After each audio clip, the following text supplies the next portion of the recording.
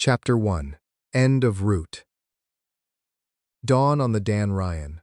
The overpass rail was bent where a truck had gone through it the week before, and the car itself, a beige Civic, airbags blown, front end crumpled into the barrier, sat stripped of plates in the shoulder, where there wasn't really a shoulder.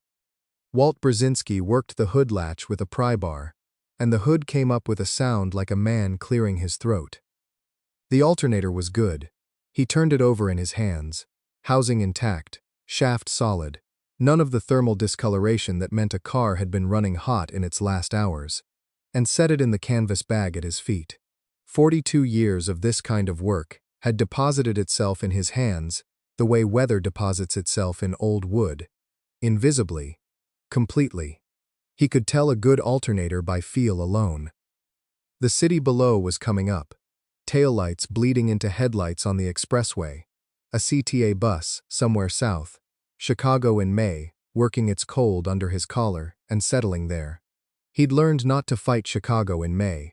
You let it in, and it moved on.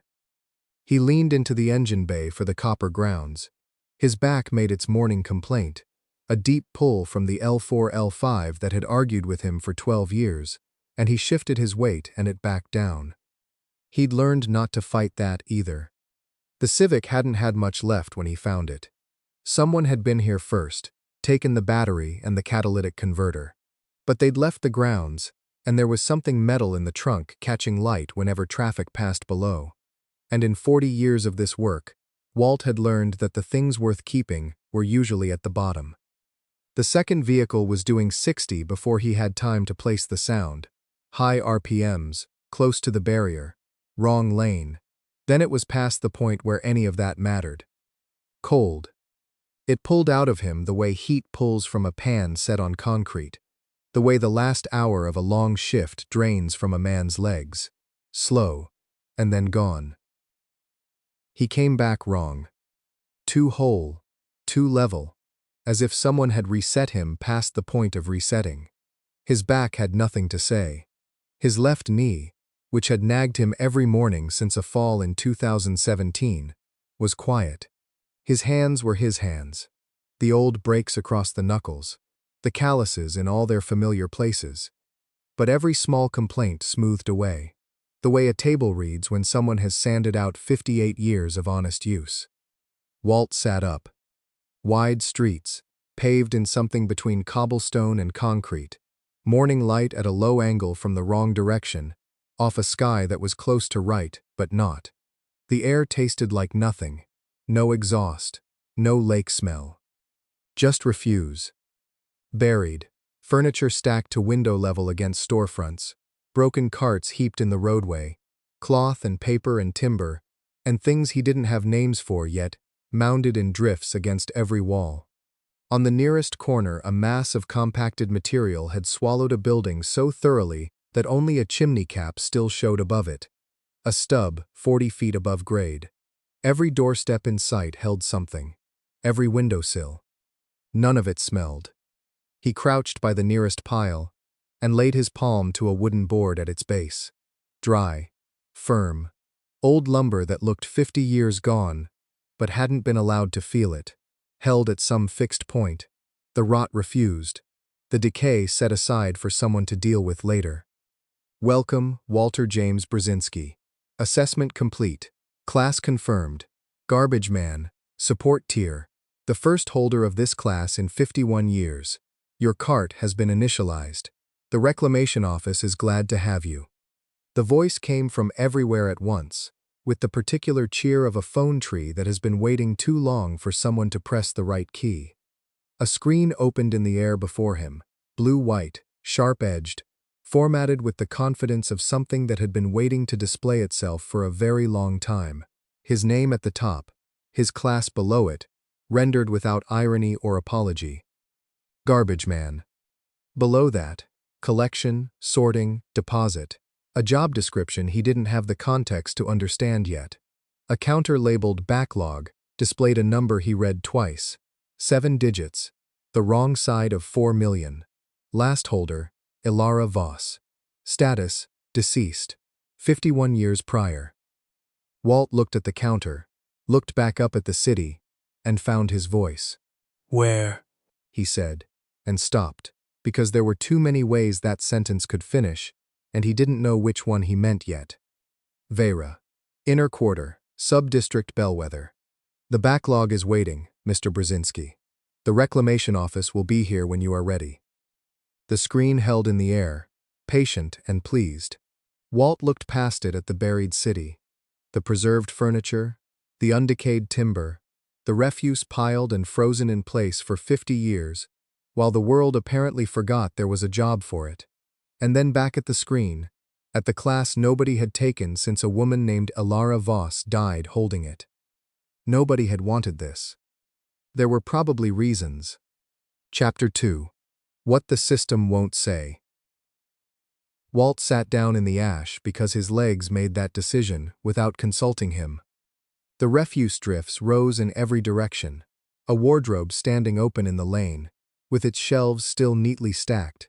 A child's bicycle leaned against a lamppost with tires still soft, still full, still waiting for a rider. 50 years of it, every piece frozen in place as if the city had been caught mid-breath and never allowed to exhale. He put his hands on his knees and looked at them. 58 years of work in those hands, and they didn't look like it anymore. The split skin on his knuckles had sealed. The chronic swelling at his left wrist was gone. He'd woken restored, the system had told him, like that was a reasonable sentence. His back didn't hurt. That was the worst of it somehow. 42 years of lifting had bent the L4-L5 into a shape that kept him company every cold morning, and now there was nothing. Just spine. A stranger's body wearing his calluses. The screen still hung in the air, patient, green. My body's on the Dan Ryan, he said. Someone's going to find it. My sister's going to have to bury an empty box, because there's no way she's getting access to a medical examiner's. He stopped, made himself say it straight. She won't know what happened to me. Her kids won't know. Is there a way back? Transit to prior world of origin is outside this system's operational scope. Records of persons residing outside Veyra are likewise outside scope. I'm sorry I cannot assist on these points. Welcome to Veyra, Mr. Brzezinski. Walt read the last sentence again. He looked away from it. Across the lane, the wardrobe stood with its doors thrown open. Inside, folded sheets, still white, still crisp, 50 years undecayed. He stared at them until the tightness in his chest settled in and held. The way a bad tooth was manageable if you didn't put your tongue against it. Marta would handle it. She'd already handled the hard things, the 2011 layoff, the hospital in 15, the other hospital in 17, all of it. She'd yell at him from whatever she believed in when she got there. He could hear the exact quality of her profanity, their mother's voice in her mouth. Marta, handling it. His mind slid sideways, the way it always did. A stroller sat in the gutter 4 feet to his left, the small folding city kind, tilted where a wheel had caught on a cobblestone 50 years ago, and stayed there. Faded canopy, storage basket underneath with a folded cloth still tucked inside, neat as the day someone packed it. Condition, weight, whether it was worth moving. Salvager's reflex. Not thinking about Claire. He was very good at that. Elara Voss, he said. The last garbage man, says she died 51 years ago, but the backlog's been running 50. She kept at it even after the rot stopped? Garbage man Voss passed in year 3 of the backlog accumulation. Operational period, 47 years. The position has been unoccupied since. 47 years watching a counter no one else could see, tick upward, at a pace no one person could stop. Walt had stood in front of jobs like that before, the kind where you could see the math, and the math said you'd already lost. The question was always whether you picked up the wrench anyway. He put his palms flat on the ash-gray ground and pushed himself up. The movement came easy, smooth through the hips. He stood in this restored body and looked at the lane ahead, preserved refuse stacked to first-floor window height, furniture and timber and unrotted cloth banked against every surface. and knew there was somewhere to be. The reclamation office, whatever that was, whatever it expected from him. His gaze crossed the stroller again on the way up. He kept walking. Feet scraped on cobblestone behind him, light and quick, then a pause. 30 years stripping cars in neighborhoods that watch strangers, and you learned the difference between a kid sizing you up and a kid who'd already decided. This one was still deciding. Nothing on me worth taking, He said, to the lane ahead. Silence. Then, You're the garbage man. he turned around. The kid was maybe 11, hard to say, the underfed ones always skewed small, with gray-dusted hair and a coat built for someone twice his width, a satchel across one shoulder pieced together from scraps and lashing cord. He stood 10 feet back with his weight on the balls of his feet, watching Walt the way a crow watches something new in its territory. Alert, uncommitted. You can see the screen? Everybody can see the garbage man's screen. The kid's chin tilted up. It's glowing green, mister. Nobody's been green in 50 years. 51. Right. He kept watching. I heard there'd be one. Woman at the alms line told me to watch for you. Said to find the green man and say the words. The kid's chin came down, and his eyes went somewhere else. Not at Walt, not at the lane, nowhere in the present, and his voice went flat. When the man walks green through bellwether gray, the midden's mouth will open one day. He carries the loads that the city forgot. He opens the place where the old rot is not. Down through the drifts to the cold at the core, the garbage man pulls what was sealed up before. Schoolroom recitation. No inflection, no understanding. Just the words arriving in the right order. And there, at the heart, where the stilling was sown, stands a stroller, untouched, waiting alone. He blinked. The flat voice dropped away, and he was just a dirty kid again, watching Walt's face. Been carrying that around for 3 weeks. He said. Lady gave me a bowl of meal to learn it. Said you'd want to hear it. He paused. You want me to say it again? Walt stood very still. He hadn't told anyone about Claire. He hadn't said her name to the system, hadn't said it out loud since he arrived, and before the overpass, before the Civic with its stripped-out ignition coil, it had been 11 years of not saying it. 11 years of getting good at the particular sideways step that kept the name behind his back teeth where it didn't cost him anything.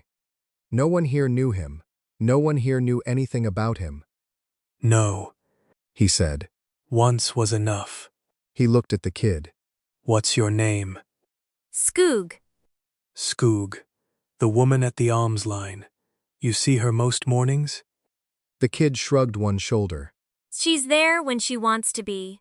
Why? No reason yet. Walt said. You know this quarter? Better than anybody. Then walk ahead of me. Show me the reclamation office. He stepped forward and did not look at the stroller in the gutter. 11 years of practice, he wondered, walking, how long it would hold. Chapter 3. How Refuse Pays. The refuse on Bellwether Crossing stood in drifts against the buildings the way Chicago snowdrifts stood against cars. Same patient wait.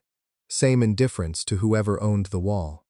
Skoog wove through it ahead, gray-dusted hair barely clearing the lower stacks, and Walt followed with his hands in his pockets, doing what they always did on a new block, sorting. Scrap iron by the smithy, decent grade. Copper fittings in that mound, 2 loads at least. Mixed organics and metal jamming the alley mouth, a problem to pass until he had a better tool. He stepped around a rusted barrow wheel without breaking stride. The reclamation office occupied a corner building where 2 streets met, its signage worn to ghost text, its door standing open on a sandbag that had long since fossilized in place. Inside, 2 rooms, low ceiling, a counter dividing the public space from a record room dense with ledgers. A woman sat at the counter writing in one, head down, ink on her fingers up to the second knuckle. That's Mirabelle. Skoog said, slowing without stopping. Been here every day since the backlog notice went up. Her and the notice are both 50 years old. The woman looked up. Not 50, closer to 30, with the eyes of someone who had read nothing but bad ledgers. She took in the green glow on his chest, then his face. The garbage man. Walt Brzezinski. I need to understand what I'm doing. The interface opened before she could answer. Garbage man, support tier, level 1. Reclamation XP, 0 of 200. Cart active. Backlog, 4, 119. 43 loads. Sorting by true category generates XP. Common refuse, 1 XP per load. Preserved organic matter, 5 XP per load. Warded or cursed salvage, 25 XP per load. A missorted load generates no XP and locks the pile until resorted. Cart level 2, sift, reveals the true category of any item, currently locked. The counter had climbed since the night before. He read it until Mirabelle stopped expecting him to speak. Without sift, sorting mixed piles was a gamble. Missort a load, and nothing earned until he corrected it. Stick to what he could read by eye until level 2. He'd been reading piles by eye for 40 years. That part he could manage. 4,100,000. He kept coming back to the number. How do you clear it? At maximum single operator throughput, 200 to 400 loads per day. Manual processing of the full backlog requires 28 to 56 years. Note: manual sorting does not reduce the backlog at scale. Sorted material deposited to registered infrastructure reduces the active load queue. The backlog represents refuse that cannot return to soil until natural decay is restored to Veyra. Only restoration of natural decay will bring the backlog to 0. The office stayed quiet. Walt picked up a piece of twisted iron from a corner basket.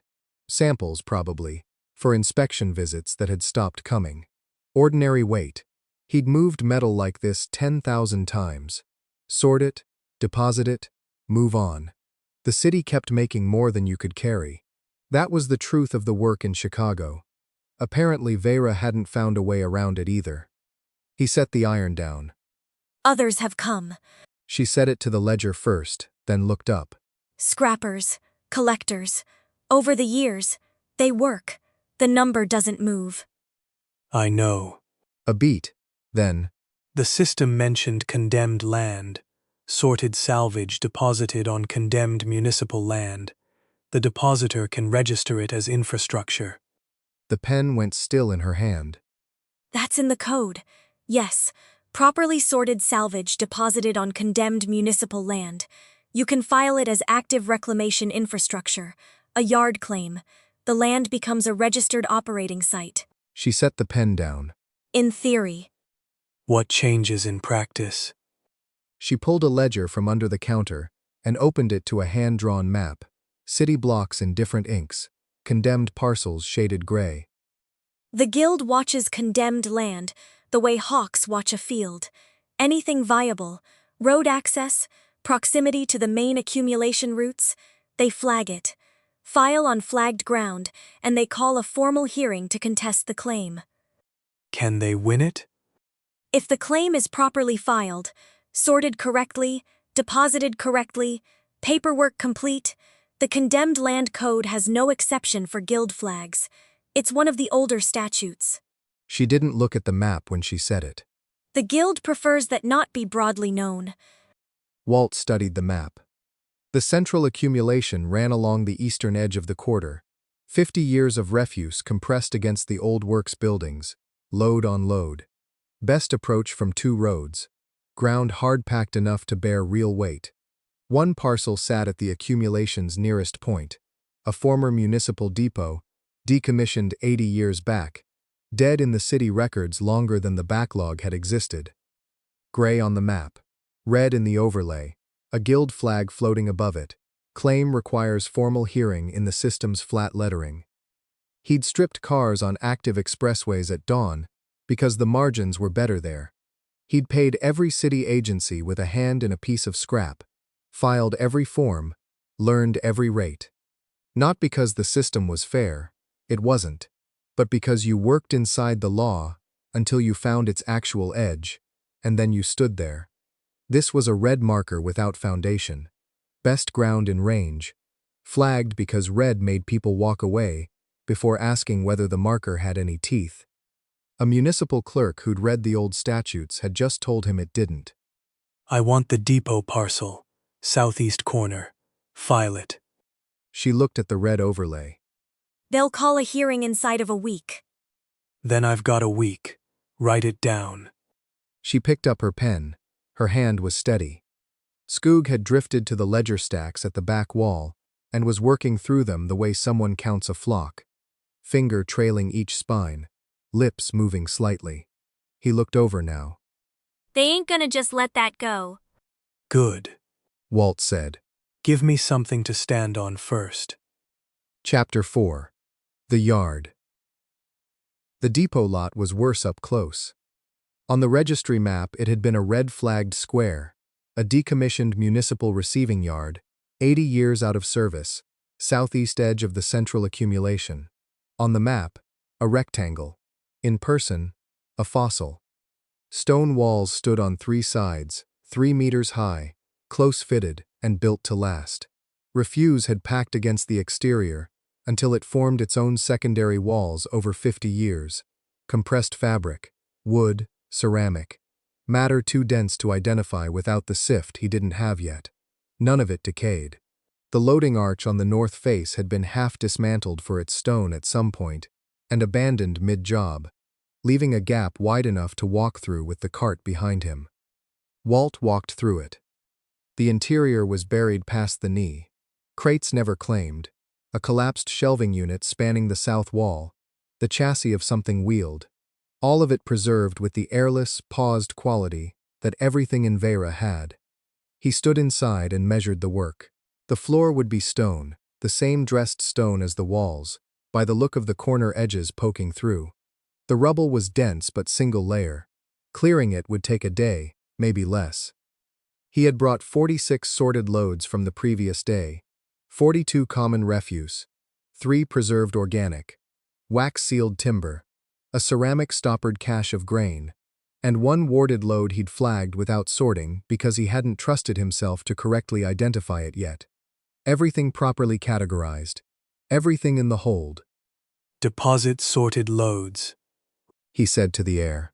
Claim as infrastructure. The air changed. No noise, no flash. A warmth moved through the stone beneath his boots, deep and even, like a hearth in a room below.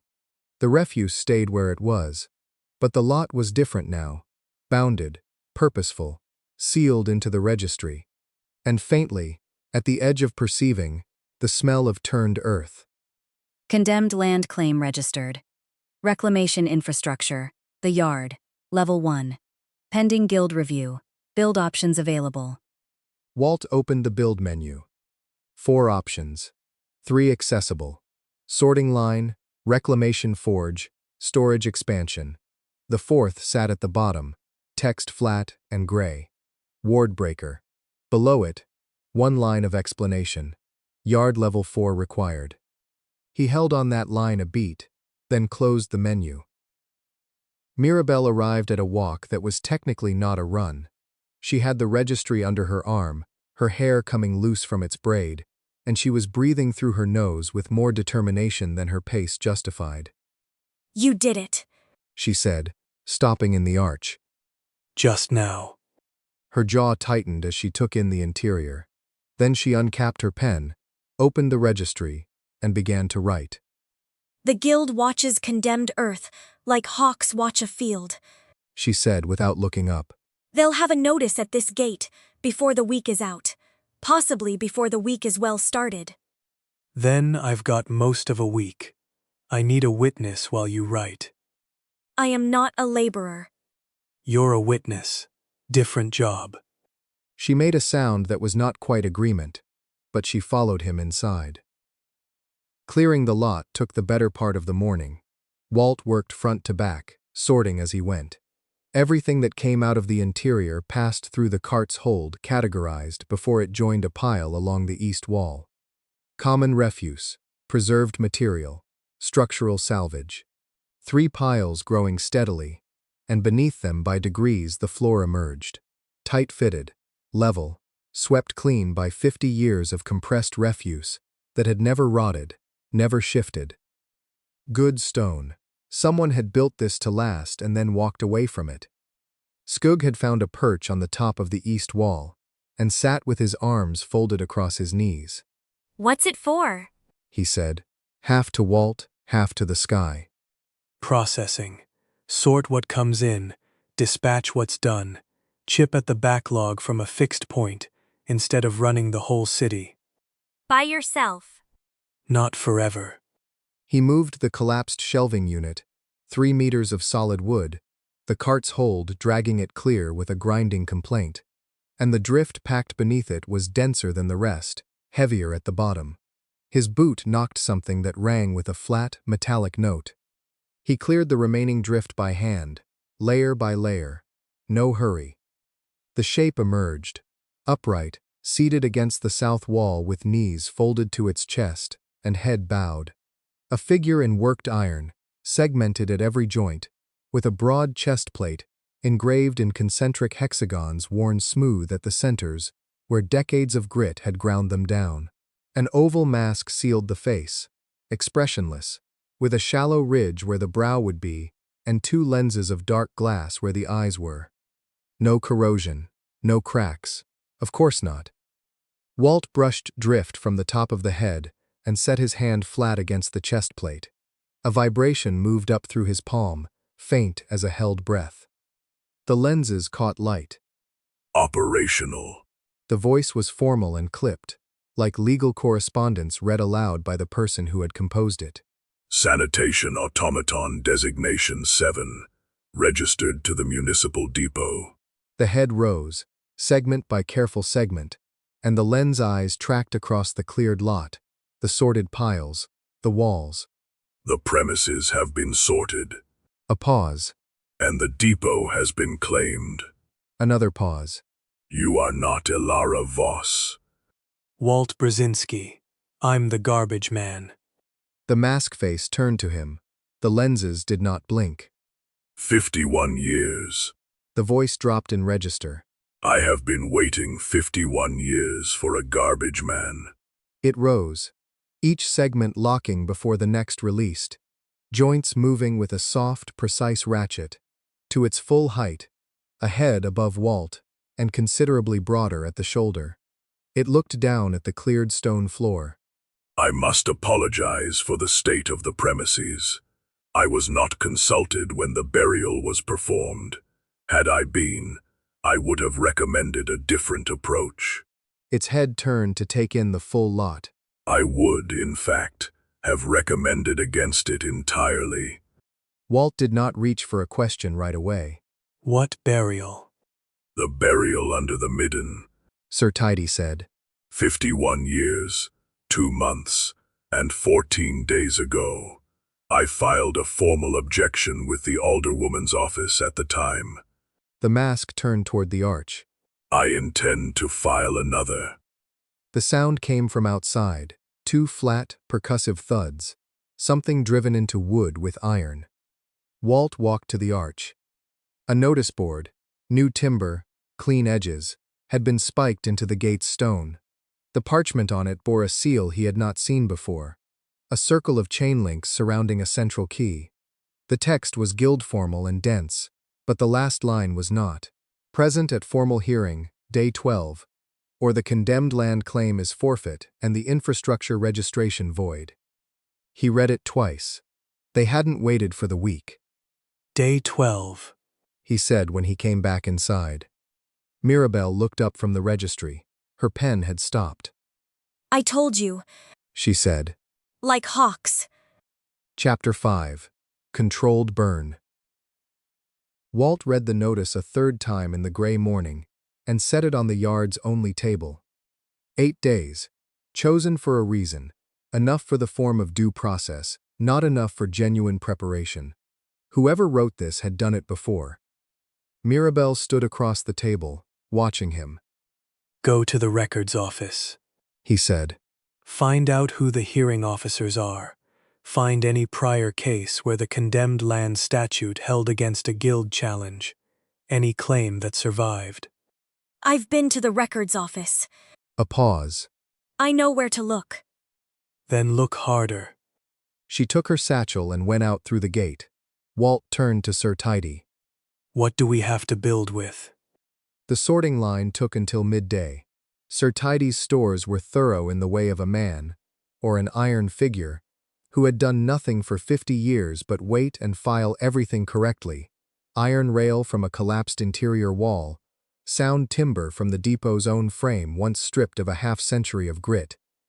Chain guides from a maintenance locker, sealed and catalogued against exactly this use. Walt worked by instinct and callous, testing each beam with his thumb before committing it. Sir Tidy catalogued every piece as it went in, formal and unhurried, which slowed the work. Walt didn't rush him. Skoog sat on a rubble heap near the south arch and offered no help and needed none.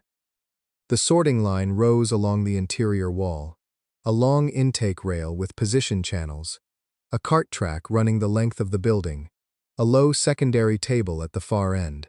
Built to hold, not to impress. Yard upgrade. Sorting line installed. Reclamation XP throughput increased. Missorted loads flagged at intake.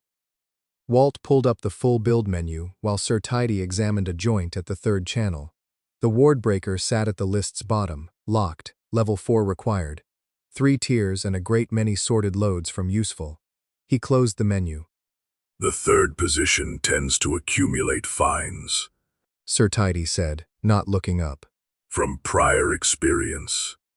There was a sorting line here before? Briefly. Dismantled when Garbage Man Voss's operational status was concluded. Walt let the word concluded settle where it fell, and went to ready the forge. The reclamation forge stood against the east wall under 50 years of dust, iron-banded and larger than it looked in the dim interior. Sir Tidy retrieved the firestone from a locked case at the back of the depot, carried it in both hands, set it in the forge's iron belly, as though placing something down for the last time. The instructions were specific. No warded material, no externally preserved matter, only items sorted to true category. Walt sorted a load of old textiles, 50 years of folded cloth that had never mildewed, stiff and colorless, into the intake tray. Sir Tidy stepped back. Walt struck the lighter. What happened in the tray was slow and wrong in exactly the right way. No bright snap of combustion, no column of smoke. The fire moved through the cloth like water through paper. From the edges inward, patient. The rags went dark, past the gray of ordinary burning, into something softer, going brown. And then the smell turned earth, fresh dug, a shovel going into ground after rain. He stood over the tray for a moment too long. Real soil, loose, crumbling, honest, in a city where nothing had returned to earth in half a century. Nothing has returned to soil since the stilling. Sir Tidy said it quietly, and then stopped. A pause shaped like a man who had said more than he intended. I will note for the yard log that the forge is operational. The stilling. The event that necessitated my dormancy falls outside my authorization to characterize fully. A slight shift of the iron hands. I will say that I am gratified to see the forge lit. I have been waiting to say that for some time. Walt picked up a pinch of soil from the tray. Wait, give. The right coarse grit between his fingers. He set it down. Reclamation forge. Active. Per cycle yield. Negligible against backlog total. Intake volume limited by sorted loads. Negligible. He'd known that since the office. 4 million loads and a fraction of a percent per cycle. The arithmetic never worked at that scale. But that was not what the forge was for. He loaded it a second time and watched the cloth go the same. Edges first, patient, brown. A tray of dirt where rags used to be. That was the proof. That was what you brought to a hearing on day 12. Dissolution could be managed, not just endured. What would have to happen at scale for the backlog counter to actually move was a different problem, a larger problem, and he filed it where he filed problems he couldn't solve today. The soil in the tray piled up. An hour before sundown, the rubble mound in the depot's collapsed northern store was lower than it had been at noon. Walt clocked it from the sorting line, a handspan, maybe less. Stone settled, he knew. But settling stone moved inward, not clear. He crossed the floor. At the mound's base, half buried in salvage stone and old timber, a figure sat. Gray-skinned, whole, preserved. No wound, no decay, simply stopped. The way a clock stops with all its works still good. Eyes shut. Face turned toward the forge. It hadn't been there this morning. Sir Tidy. The automaton came without being called and stood at Walt's shoulder. The quality of his stillness said this was not the first time he had looked at something like this. They are the ones who could not pass. Worn smooth, those words. Official language repeated until the meaning rubbed off the edges. The chain that holds dissolution holds them also. They cannot be harmed. They cannot be reasoned with. When decay returns, even in small measure, they orient toward its warmth. A pause. One awaits dissolution. One has awaited it for 51 years. There are more of them? Lots. Said Skoog, who had drifted over without Walt noticing him move. In the deep piles. You can tell where they are, 'cause the dust don't settle right above them. He said it flat, certain, the same voice he used for the prophecy, something memorized rather than discovered. I don't go near the north wall. Walt looked at the figure, at the face angled toward the forge, toward the first soil Veyra had made in 50 years, as toward warmth. Nobody goes near the north wall, he said, and went back to work. The man came through the yard gate an hour before dark, not knocking. He wore the guild's chain and key seal at his collar, clean and deliberate, young, mid-20s, and moved through the yard's interior like a man checking what was his. He set a sheaf of papers on the sorting line's intake table, aligned the edges with 2 fingers, and turned to face Walt without quite looking at him. Formal injunction. His voice was level in a way that came from schooling, not calm. Day 12. Unlawful occupation of guild-affiliated, condemned municipal property. Misuse of the condemned land statute. Conduct likely to endanger registered salvage interests. Service is complete. He turned to leave. Name. Walt said. A pause. Cassian. Who sent you? The alderwoman's office. He walked out through the gate, unhurried. His eyes had not moved to the soil in the forge tray, or to the figure half buried at the north wall, or to Sir Tidy standing in the yard's center.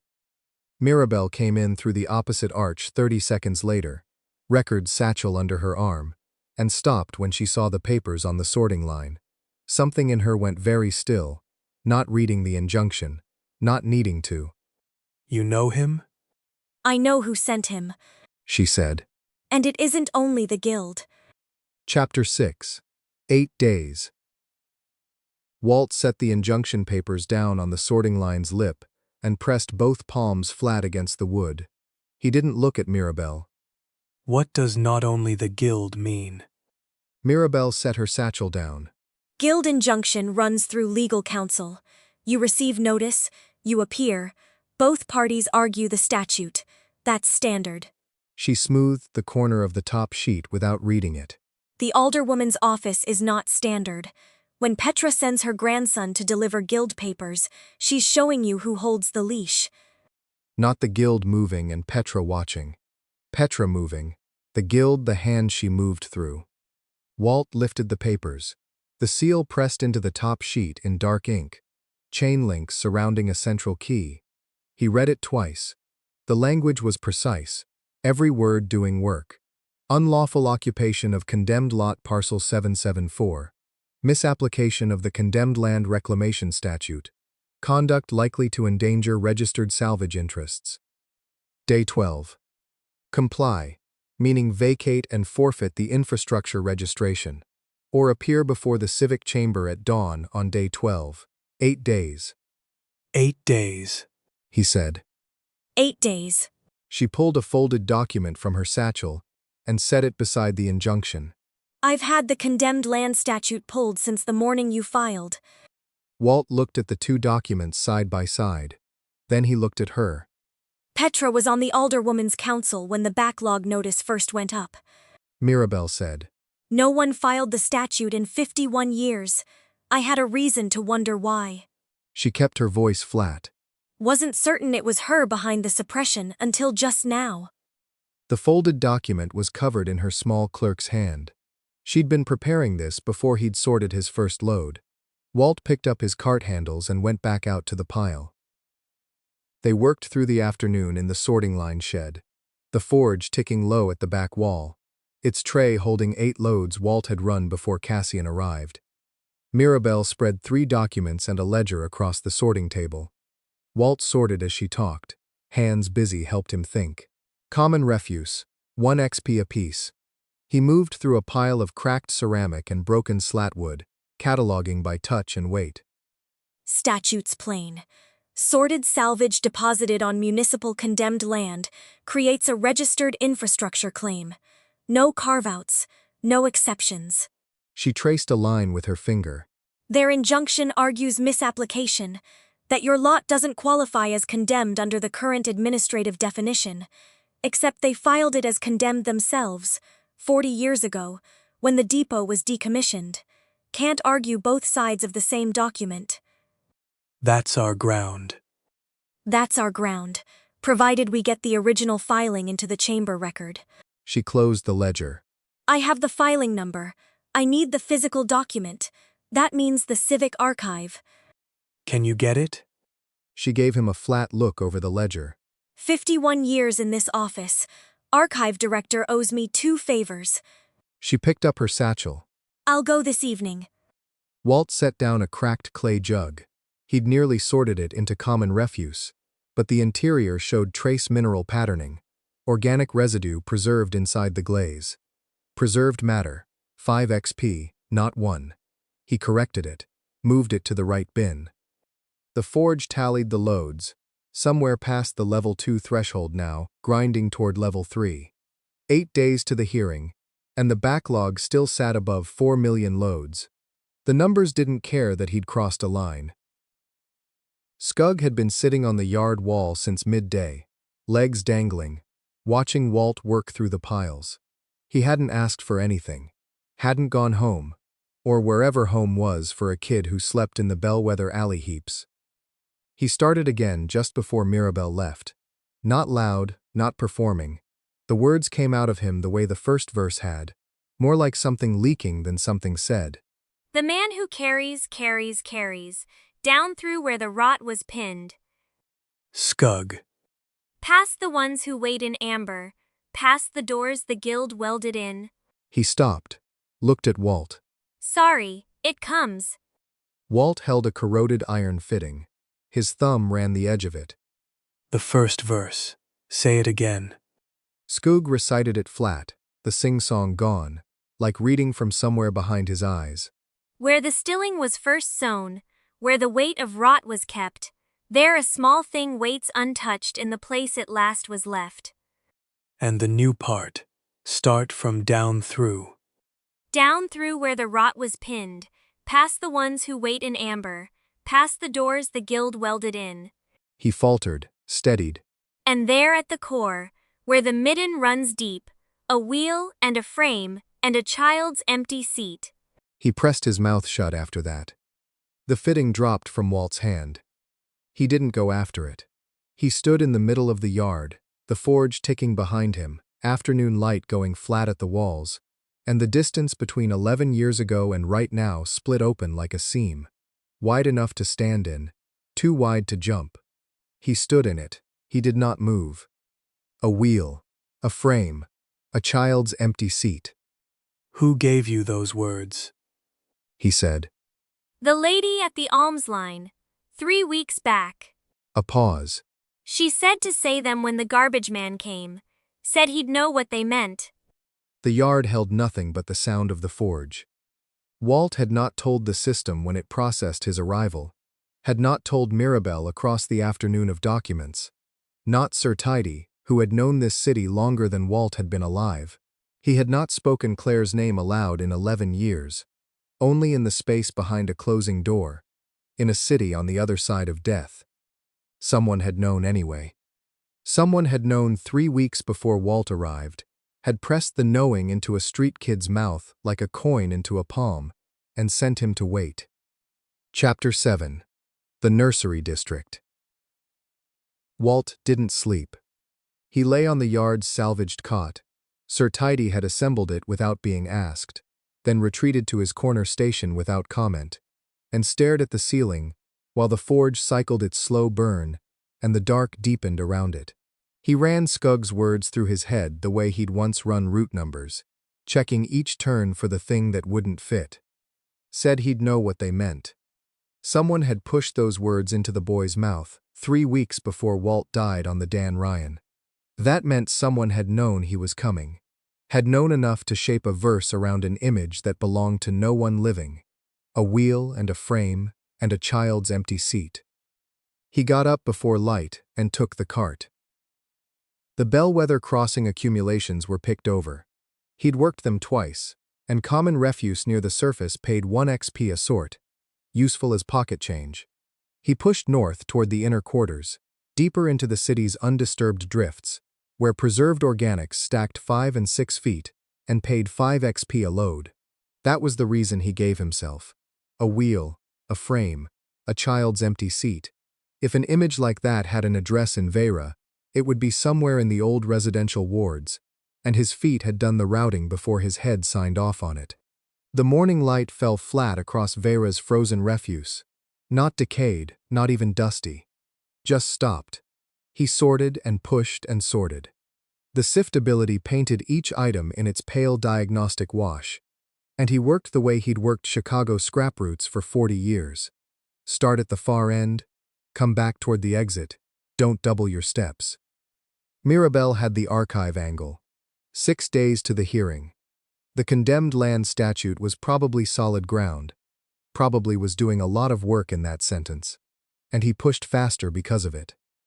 By mid-morning, he'd crested 1200 XP and moved into the upper residential quarter, cart half full, hunting the preserved organics. Then the route bent north around a collapsed storefront and put him into a quarter of lower brick structures he hadn't planned on. The ironwork signage had kept its paint for 51 years because nothing in this city was allowed to fade. Bellwether West Nursery Ward. The prams were lined up along the pavement. He stopped. 18, maybe 20 from where he stood, more around the curve of the lane, all preserved, hoods up or partway down. He stood there, and his chest did something he didn't have a name for. He crossed to the nearest one and lifted the hood. Empty. He'd known before he moved. The stilling had stopped decay, not taken children. Families had left the city, would have taken their children. He knew that. He moved to the next one anyway. Empty. And the next. His hands stopped asking permission somewhere around the third, the same way they'd stopped in hardware stores 11 years back, when he couldn't walk past the sale rack at the exit without checking it, the same way he'd taken the long lunch route 6 months running, without being able to say to himself why it kept going past the daycare on Ashland. The stroller had stayed in the hallway closet through 3 years and 2 apartments because he could not make himself put it out with the trash. Throwing a thing away meant it was gone. As long as it existed somewhere, in some form, you hadn't lost it completely. He knew that was wrong. The knowing hadn't changed anything. He was on the 7th pram when the system chimed. Level 3 reached. Card ability unlocked. Compact. Reclamation XP. 1. 412. Walt straightened. This body didn't carry the L4-L5 compression from 2009. He pressed a fist to his sternum, which hurt for different reasons. Compact. The cart could compress sorted loads without losing their sorted integrity. Practical. He filed it and kept moving because his feet were already ahead of him. Empty. Empty. Empty. 16 prams deep and burning time he didn't have. A pile sat in the alley mouth off the nursery lane, chest high, neatly bounded, the kind of organized heap that doesn't happen by accident in a city where nothing had been touched in 50 years. Common refuse on the outside, heavy organics at the center where compression could support the weight above. Tight layering, smart layering. His layering. He ran sift across it before he moved. The pale diagnostic wash skated over the surface and registered clean. No false categories. Organic matter, common refuse, construction aggregate. A legitimate mixed load, sorted closely enough that a single deposit would claim the full XP value without a resort. Someone had done the work. He'd take the credit. He stepped forward and pressed the cart's claim function. The alley came apart. The pile erupted not from the outside but from the center, the ordered mass heaving upward as 3 stilled figures tore through from beneath. Preserved, open-eyed, tracking without anything behind the eyes. They didn't speak. They shoved the collapsing debris forward like a breaking wave. Walt threw himself backward. The cart's hold caught a portion on reflex, the intake pulling debris faster than physics wanted, but a section of wallstone caught his hip and drove him into the alley's opposite face. Then the rest came down and he was on one knee under 400 pounds of frozen refuse. Grit in his teeth, the stilled advancing through the rubble with the shuffling patience of things that had no reason to hurry. He pushed. The cart pushed with him, hold drawing debris inward, and he came up through the collapsing mass, with stones scraping off his shoulders, and staggered back into the nursery lane. He stood there breathing. The stilled had already lost interest. They didn't chase past their ground. He'd learned that from the one in the north store. They shuffled back into the rubble's remains and went still. Walt turned and looked at what was left. Enough of the outer layer remained to read the arrangement, the weight distribution, the specific way organics nested against aggregate to allow compression shift at the midpoint, the gap at the base for load stability during transport. He'd never told anyone how he sorted. No reason to. It was a system he'd built over 20 years of Chicago scrap work, optimized for load stability and retrieval speed. So deep in habit, he'd stopped thinking about it the way he'd stopped thinking about how to breathe. Whoever had built that pile had watched him long enough to replicate the method exactly, had packed the stilled beneath it, had left it in this lane, where a man already off his route would step forward without looking properly. The sift had read it clean. Someone knew how the ability worked, knew its limits, and had warded the pile to fool it, warded it to look exactly like something Walt would sort. The hearing was in 6 days. Someone wasn't waiting for the hearing. Chapter 8. Scrap and Blade. Walt came back to the yard with a warded splinter in his coat pocket, and one question he couldn't stop turning over. Someone had built that bait pile in his exact method.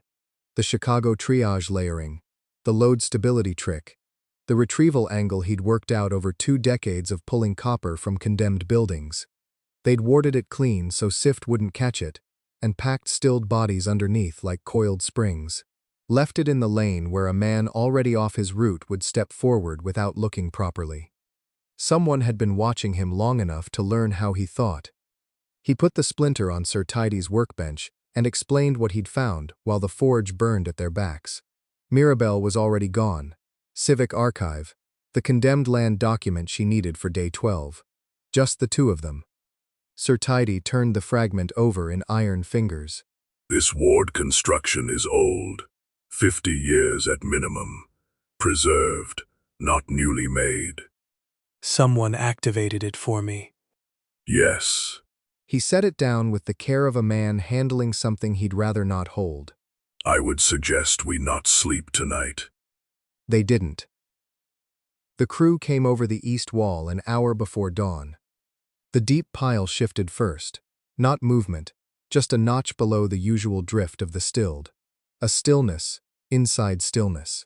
Walt was already on his feet when the first silhouette cleared the wall, then 4 more, and then Cassian dropping neat to the yard floor and brushing his palms together like he'd stepped off a coach. 6 total, The 5 behind Cassian carried salvage hooks and bolt cutters, dressed for a work crew, not for violence, the point being that this would look, on paper, like retrieval. Cassian crossed the yard at a walk. You can step away. We take what's already sorted. The claim lapses for insufficient load volume, and the hearing becomes a formality. Nothing about tonight goes on paper. Walt put himself between Cassian and the sorting line. The cart sat at his left elbow, loaded. You came over the wall. The gate was locked. To a man's registered infrastructure, to take his sorted loads. That's theft of municipal property. Registrations disputed. At a hearing, which hasn't happened. 2 fingers, a small gesture, and the crew spread. Walt hit the cart's release and emptied the hold. 60 compacted loads dumping across the yard floor in a dense rush, sudden as a collapsed shelf. The nearest raider stumbled back. Cassian sidestepped and kept walking. A crack from the north store, then iron on flagstone, unhurried and loud as a struck bell. Sir Tidy planted himself in front of the forge. This yard is registered municipal infrastructure under Reclamation Office authority, He said, at a volume that did not suggest negotiation. Removal of sorted salvage prior to formal adjudication constitutes actionable interference. I am logging this intrusion with full timestamp and will append witness depositions at the hearing. Fixtures don't have standing. I have been registered to this depot for 112 years. My standing predates the Guild's charter by 43. 2 of the crew started picking through the dumped blocks toward the sorting line. Walt swung the cart between them and the line, iron wheels grinding on stone, using the weight and the angle. 1 man shoved back. Walt shoved harder. He wasn't stronger, but he knew where the floor was uneven and the raider didn't. And the man went sideways into a compacted load. The second one had a hook blade. Walt got his left arm up from instinct. The blade meant for his ribs caught his forearm instead, dragging clean from wrist to elbow, and the burn arrived before the pain. He put the cart's body between himself and the follow swing, stepped inside the man's reach in the space that bought him, and drove his shoulder into the raider's chest. The man sat down hard. Walt's sleeve was dark and getting darker. From the forge side, iron on stone, rhythmic, and then a raider going over backward into the wall. Sir Tidy didn't shout. He moved with the careful irritation of a man clearing a clogged drain. No waste, no hurry, each motion sufficient to the task. A hook cutter clattered across the flagstones. Another raider scrambled for the wall without his bolt cutters. Back, Cassian said, not loud. He didn't run. They walked to the wall and helped the last man up and over, measured and unhurried, like a man who'd gotten his answer. From the top of the wall he looked back once, eyes moving over the yard, the cart, the forge, the sorted loads scattered across the stone. Walt. Then he dropped down the other side, and the yard was quiet except for the forge. Walt's arm was bleeding onto the flagstones. Sit, Sir Tidy said. Walt sat on the low stone of the forge surround, warm at his back, and let Sir Tidy wrap his forearm in clean strips, torn from the North Store cloth. The cut was straight and deep but straight, the kind that healed clean if you kept it clean. He'd had worse from a bad pry-bar angle. The shaking came after. His hands ran their accounting, jaw locked, shoulders drawn up somewhere around his ears without his permission, the body catching up. He sat with it and let it run. Log the timestamp, He said. before anything else moves. already filed. Walt stood, steadied against the forge surround, and started working through what the crew had left behind. 2 bolt cutters, a canvas bag, a pry bar, and, near the base of the gate where the last man had gone through the gap in his hurry, a small disc of stamped metal, heavier than a coin, an administrative seal. He held it under the forge light and ran sift. Warded salvage. True category. Cursed administrative instrument. Guild class construction. Reclamation XP. 25. 25. Same tier as the bait pile. He turned the disc in his fingers. The wardwork Sir Tidy had dated to 50 years, preserved, then activated recently. The same construction as the splinter from the nursery lane. Same age, same hand. And pressed into the face of the disc, a chain-link ring surrounding a central key. The stamp that had sealed the bottom of Cassian's injunction notice, the wax still crisp, filed with the civic court 5 days ago. 1 seal, 3 uses, the bait pile in the lane, the injunction through the courts, and 6 men over the wall in the dark, 3 days before the legal process could even begin. Walt stood in the yard, arm throbbing, disc in his fist. Not separate parties on separate tracks. One person with access to 50-year-old ward construction, enough patience to study a stranger's sorting method in detail, a grandson positioned to deliver papers, and the will to move all 3 instruments at once. 1 hand. No intermediaries. Sir Tidy, He said. tomorrow we pull every document that shows who filed the original guild flag on this lot. Every filing that touches it. Every name. The flag dates to 41 years ago. Sir Tidy was quiet for a moment, facing the forge. I have relevant testimony regarding the original flagging, when you are ready to receive it. Walt looked at the chain-link stamp in his palm. I'm ready now. Chapter 9. What the Guild Buried. Sir Tidy stood with his iron back to the forge, and the warmth it threw made his shadow stretch long across the yard floor. Mirabelle sat on an upturned sorting crate, her ledger closed, hands folded over it. The wound on Walt's forearm had been wrapped in a strip of canvas and throbbed in steady time with his pulse. He held the stamped disc in his good hand and waited. I will begin with what I witnessed directly. Sir Tidy said. The date was the 14th day of the 2nd month. 51 years and 2 months passed. I was operational at this depot, conducting routine inventory. The dissolution tide had been advancing for 11 months. What was the dissolution tide? Walt asked. He half knew already. He needed Sir Tidy to say it in full. A cascading failure of Veyra's natural decay cycle. In equilibrium, matter rotted, matter returned, the city renewed. The tide was when that process accelerated beyond control. Structures did not merely age, they collapsed. The living died of decay fever. The dead dissolved before they could be mourned. Sir Tidy's head inclined slightly, reading from some internal register. In 11 months, 3 of Veyra's outer districts had ceased to exist as inhabited space. The projections suggested the entire city had between 18 months and 3 years before full dissolution. Mirabelle's hands pressed flat against the ledger cover. She didn't look up.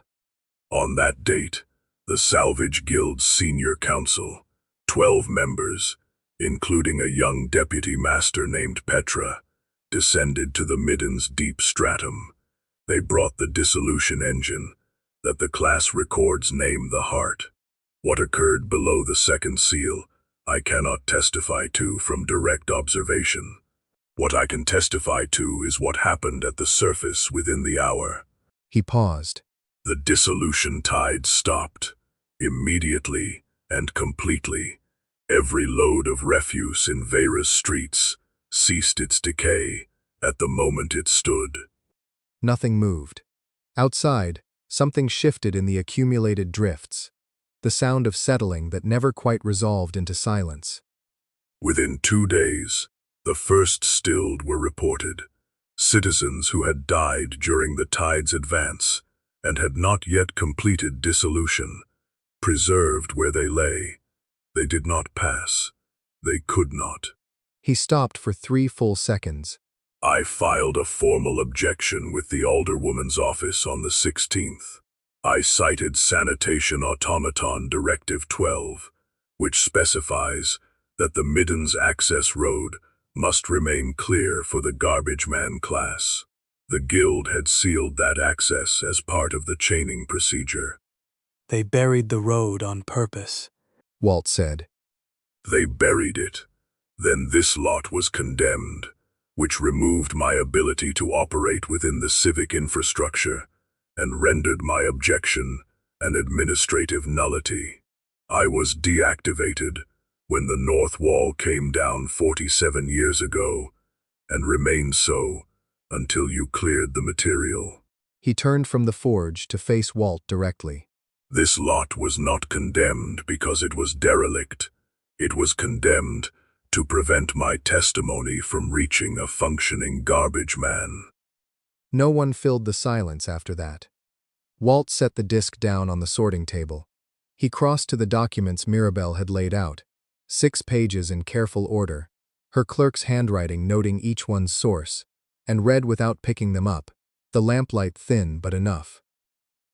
The Guild's own internal filing used the phrase, permanent containment of the heart of dissolution, pending assessment of systemic stability. The assessment had never been completed. The backlog counter had initialized at 0 the day the stilling took hold, and had been climbing ever since, load by patient load, for 51 years. Walt didn't read the current number. He didn't need to. It isn't just refuse. Mirabelle said. She hadn't moved from her crate. The stilled. The filing lists them. Guild families were not exempt. She touched one page without opening it fully, the way you press a bruise to confirm it's still there. My sister Yvette, decay fever, day 41 of the tide. Her thumb pressed the page flat. She was 22. She should have... She stopped. She's in Bellwether South, 3rd floor, northeast corner. I know the building. There was nothing Walt could say that wouldn't be an insult to 51 years of knowing, so he said nothing. I filed the backlog notice, 3 weeks after the stilling. No one wanted to put it on paper, but I was the only clerk left at the office, and someone had to. She set the page down, aligning its edge with the others. I thought there would be a garbage man inside a year, 2 at the outside. Walt went back to the filing. Near the bottom, a supplementary list. Family members of guild personnel who were among the stilled at time of filing. Property and effects held in administrative trust pending resolution. One entry listed a woman of Bellwether North District. Status: stilled. With a minor dependent named Cassian, noted in the trust notation. He did not say the name aloud. He kept reading. Sir Tidy, He said. the directive you cited. Why does it specify the garbage man class? Why not general sanitation access?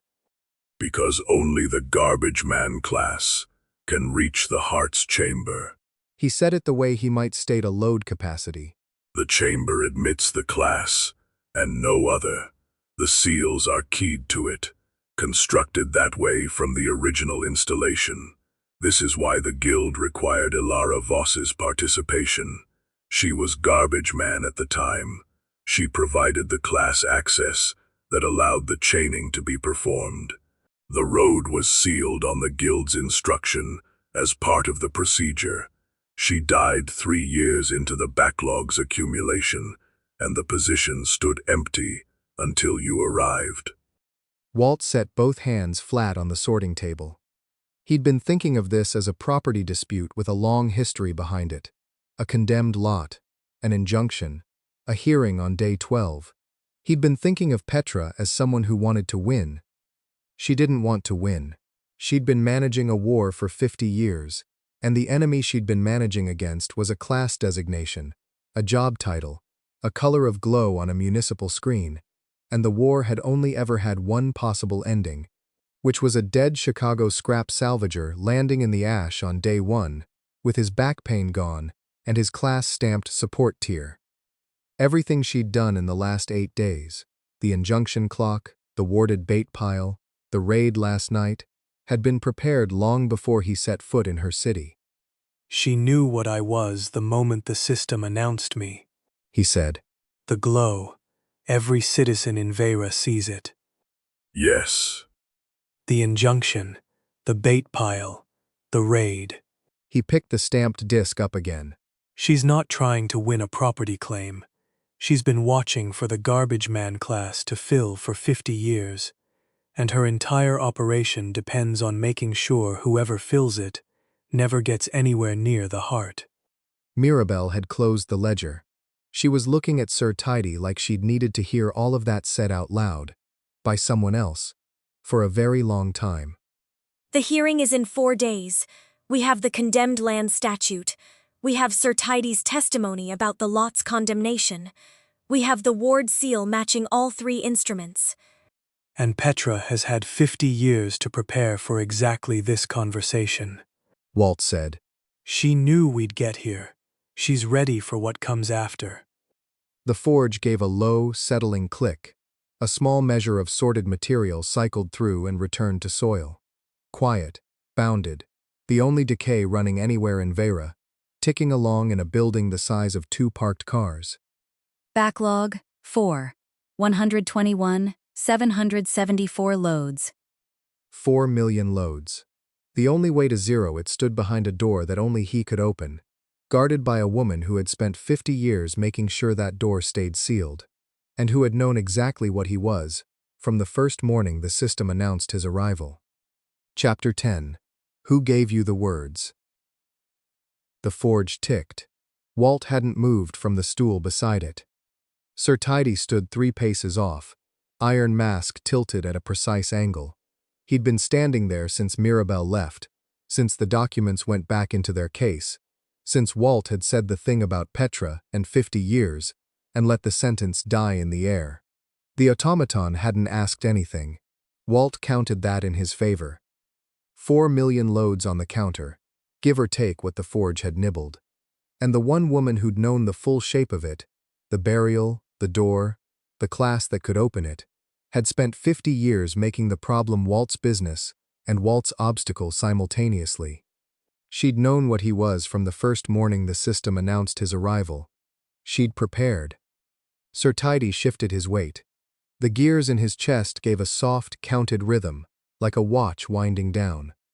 You want to ask something, Walt said. He hadn't looked up. I have catalogued 17 questions. Sir Tidy said. I am awaiting a suitable opening. Go ahead. You have been motionless for 11 minutes. The forge cycle completed 4 minutes ago and requires no attention. I have observed this pattern in humans before, not inactivity, but a kind of internal sorting. A pause, gears clicking. What are you sorting, garbage man? Walt looked at the forge's side panel, at the dull orange seam where the soil came through. Clean, bounded, nothing like the rot that had nearly eaten Veyra 50 years ago. He opened his mouth. He knew exactly what he was going to say. I had a daughter. 4 words, and then the rest would come the way water comes through a split pipe. The stroller he'd bought for $40 at a garage sale on Pulaski Road.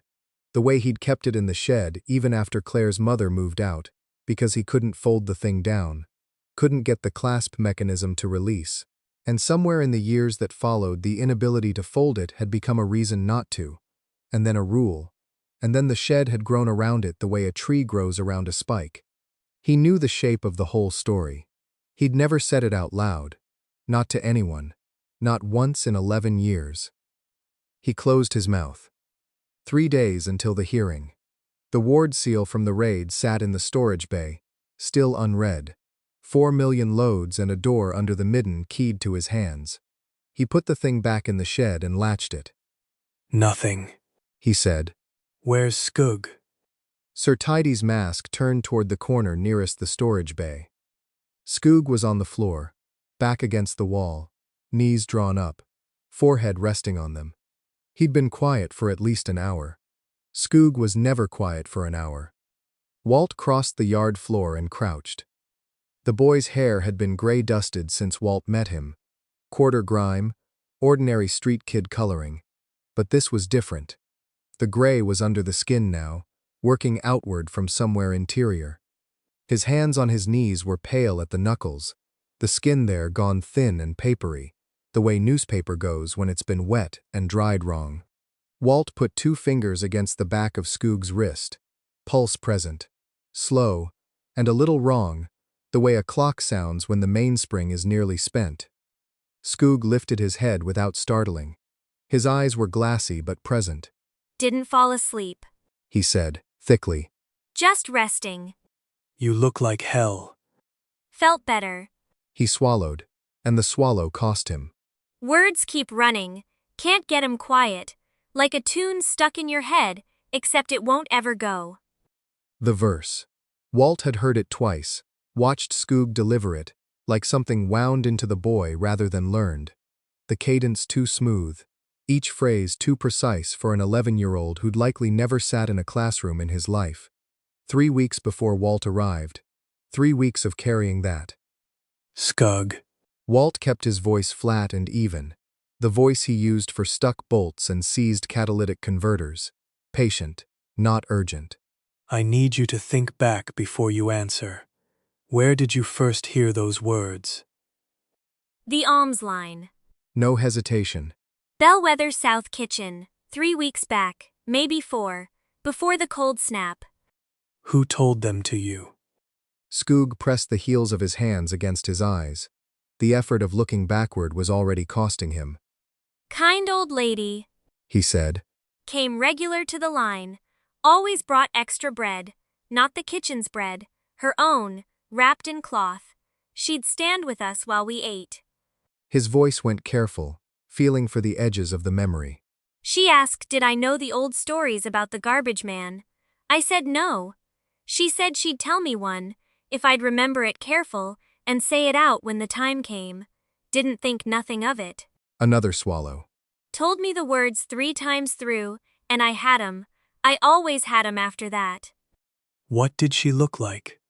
Old, silver hair, all pinned back, straight back, like a soldier. Good coat. He paused. Rings, 1 on each hand. Big ones, seal rings. I remember because she held my shoulders when she said the verse, and I could feel 'em through my shirt. Walt's hand had gone still on the boy's wrist. A silver-haired woman with seal rings and a soldier's posture, distributing bread at the South Kitchen 3 weeks before a new garbage man arrived. Who carried 50-year-old ward construction in her personal seal. Who had a grandson in the Guild's enforcement office and a condemned lot decommissioning filed 41 years ago to silence an automaton's objection. Sir Tidy spoke from directly behind Walt's left shoulder, quiet as a bailiff reading into the record. The alderwoman Petra Voland has distributed bread at the Bellwether South Kitchen, personally, on the first day of each month, for the past 41 years. He said. I know this, because she began the practice 6 months after I was interred in this depot. I noted it at the time as a civic gesture that coincided precisely with the month she formally decommissioned this site. The bread. The kind face.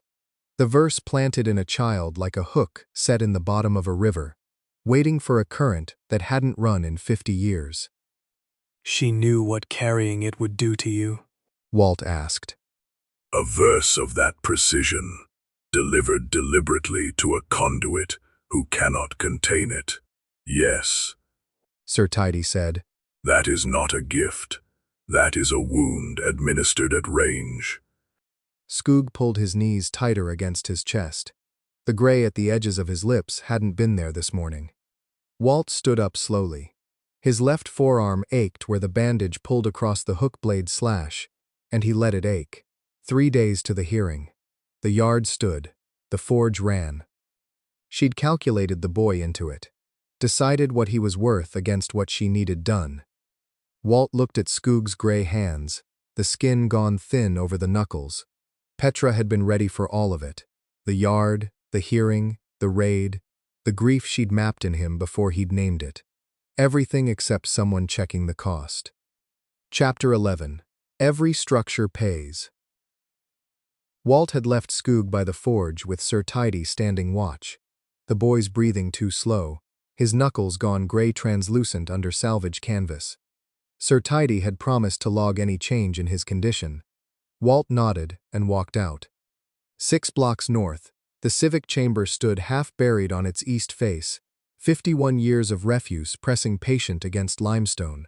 Walt went in the west entrance, signed his name at the clerk's gate, and breathed stale paper and inadequate ventilation.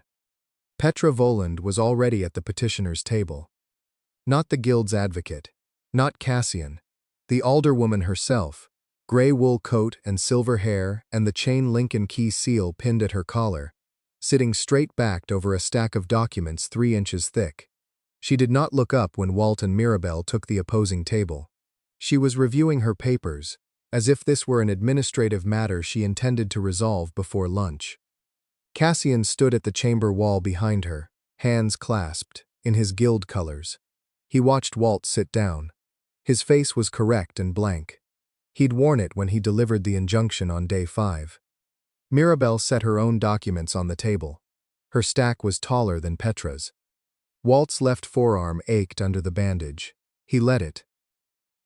The alderwoman read the guild's position herself, in a voice that had been persuading Chambers for 5 decades. The condemned land statute predated current infrastructure codes by 70 years and contained no active use provision capable of sustaining the garbage man's claim. The support tier designation had never been intended as an independent property instrument. The yard's registration was procedurally defective from inception, and the correct remedy was its immediate unwinding and return of the condemned lot to civic inventory pending proper disposition. She cited precedent in 4 cases. She cited the administrative record of the lot's decommission. She cited, with careful neutral phrasing, the public interest in orderly management of municipal salvage infrastructure during the current administrative period. Her hands never left the documents. The magistrate, a thin man in his 60s, worn down by years of small, difficult disputes, jaw tight now, reading fast, invited response. Mirabelle stood. Paragraph 7 of the Condemned Land Statute. She set the first document on the magistrate's table.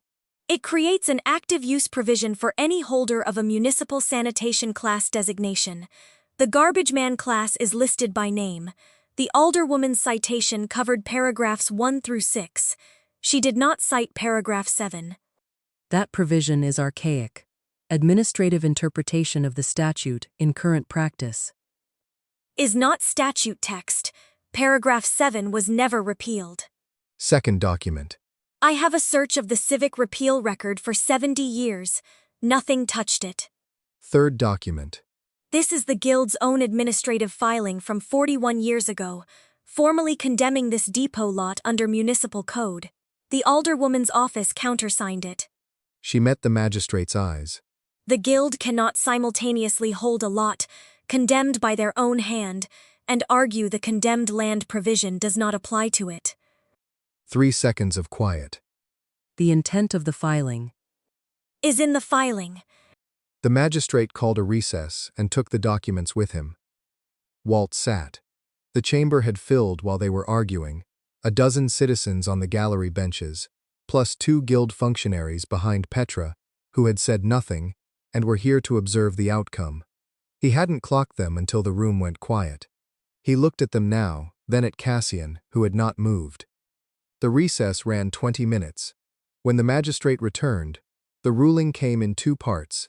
The statute was valid, paragraph 7 applied, the condemned land claim was properly formed, and the yard's registration would stand. Petra received the ruling without a shift in expression. Mirabelle laid the ward seal on the table. The chamber should also note this. Filing desk level. The injunction served on day 5 carried a Guild administrative seal. This disc was recovered from the crew that breached the yard on day 7. She indicated it on the table. Under SIFT, the garbage man's class ability, it reads as a cursed administrative instrument, Guild class, 50 years preserved. The same ward construction appears in a bait trap built in Bellwether West, designed to injure the garbage man during routine salvage operations. 1 period, 1 set of wards. 1 hand behind the injunction, the bait, and the physical raid. Someone in the gallery made a sound that wasn't quite a word. Cassian's chin dropped a fraction. His eyes went to the disc. The magistrate examined the seal. He asked the guild's advocate, a lawyer who had sat silent behind Petra for the entire proceeding, to respond. The advocate looked at Petra. Petra said nothing. The ruling. The claim stood, the yard held, the injunction was dismissed with prejudice, and the warded instruments were entered as a formal notation of coordinated bad faith conduct in the civic record. Thank you, Walt said to Mirabelle. She was already organizing her documents, back straight, moving with the careful steadiness of someone who does not trust herself to stop. The chamber began to clear. Walt stood near the door to wait for Mirabelle, which meant he was still in the room when Petra spoke. You won the paper. She had not stood. Her voice reached the emptying gallery without effort. The yard stands. The statute says what it says. Walt waited. I buried the heart of dissolution under the midden, 51 years ago. I keyed those seals myself.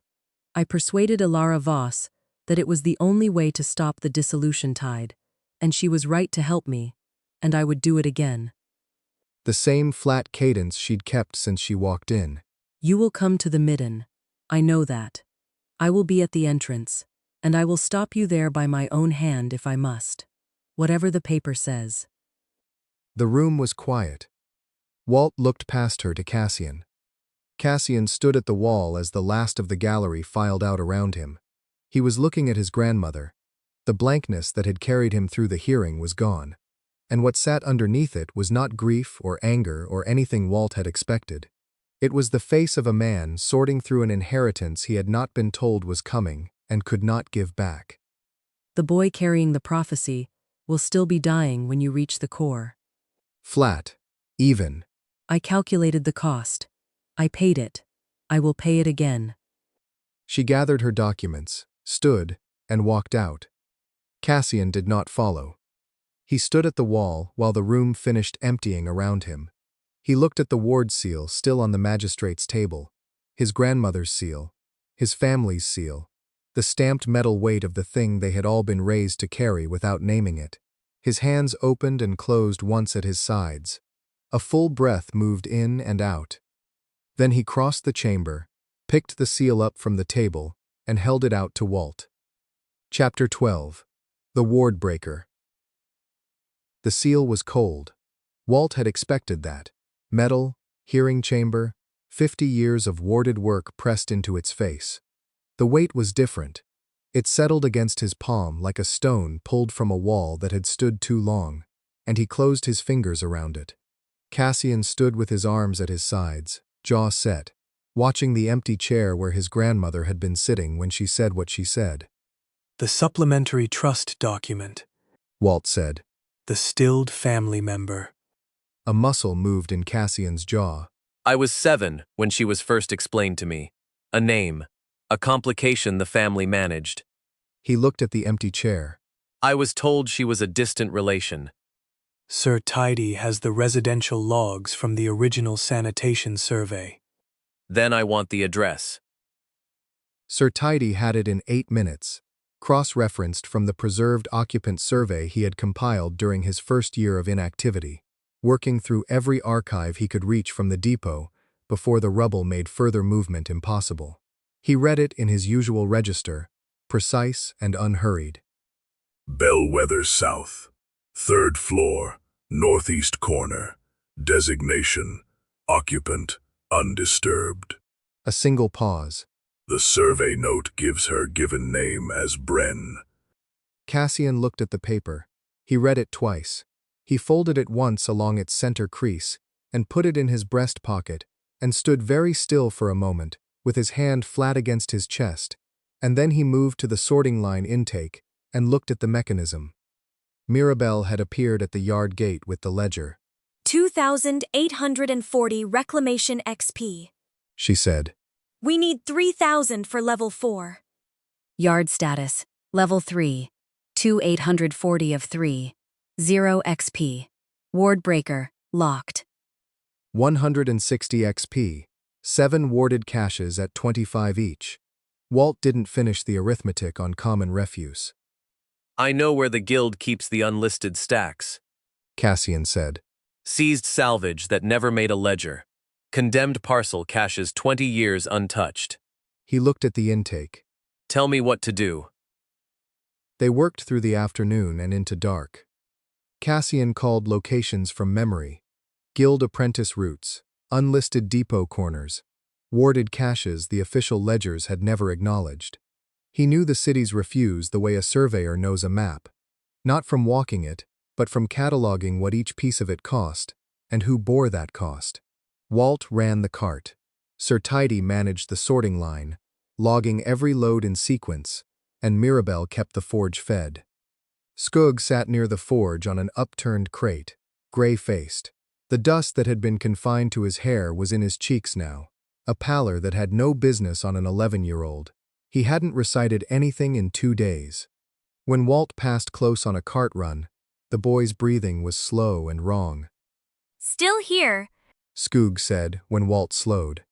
Still here, Walt said, and kept moving.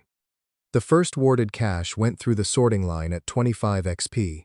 The second, a long run of preserved organics from a sealed quarter that hadn't been opened since the first backlog year. Load after load to the forge, matter returning to soil, the counter climbing by 5s. Cassian hauled alongside Walt without complaint, learning the sorting line's rhythm by watching Sir Tidy once and replicating it. When the third warded cache finished its cycle, the sorting line chimed. Reclamation XP. 3, 12. Yard level 4. Ward breaker unlocked. Hall. Card L4. Unlocked. Walt pulled up the build menu and chose the ward breaker without ceremony. The machine took 40 minutes to assemble from reclaimed stock, something between a press and an auger, iron-framed, with a channel along its spine designed to take a garbage man's compressed hold and convert it to dissolution pressure, the kind of tool built for one use and nothing else. It had been locked in the build menu since Walt's third day in Veyra, visible but inaccessible, waiting on XP he'd had to earn load by load. When Sir Tidy tested the intake mechanism and it seated cleanly, he straightened, folded his iron hands, and nodded once. Walt rolled it toward the midden gate. The tremor came while they were loading the ward breaker's channel. Not a quake, directional, from below, with intention behind it. The soles of Walt's boots registered it a full breath before the backlog counter shifted. 140 loads added in a single tick. Passages sealing. New weight redistributing in the dark below. She is closing the descent, Sir Tidy said, voice stripped to its flattest register. The primary approach first, then the secondary. Skug made a sound that was not a word.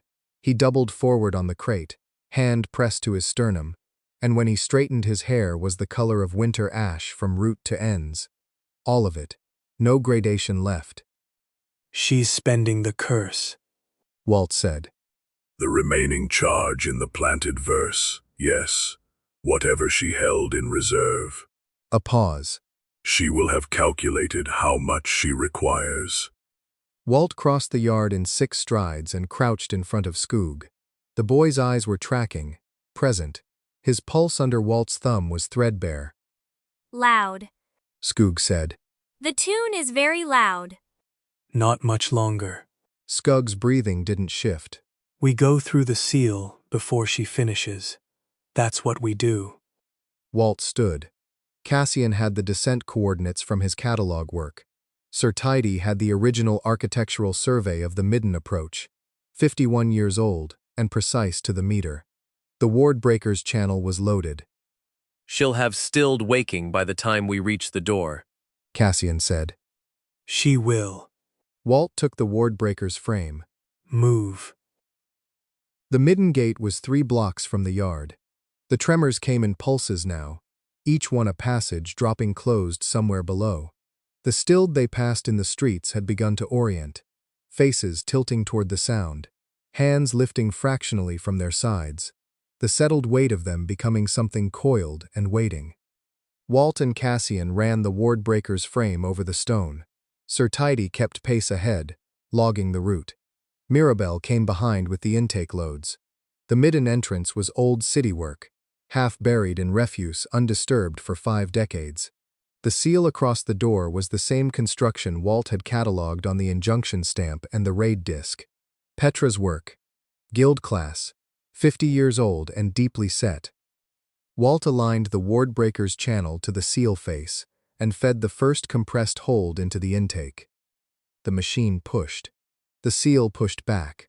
Not friction, not mechanical resistance, but something with intention behind it that knew exactly what it was facing and had been built specifically to refuse it.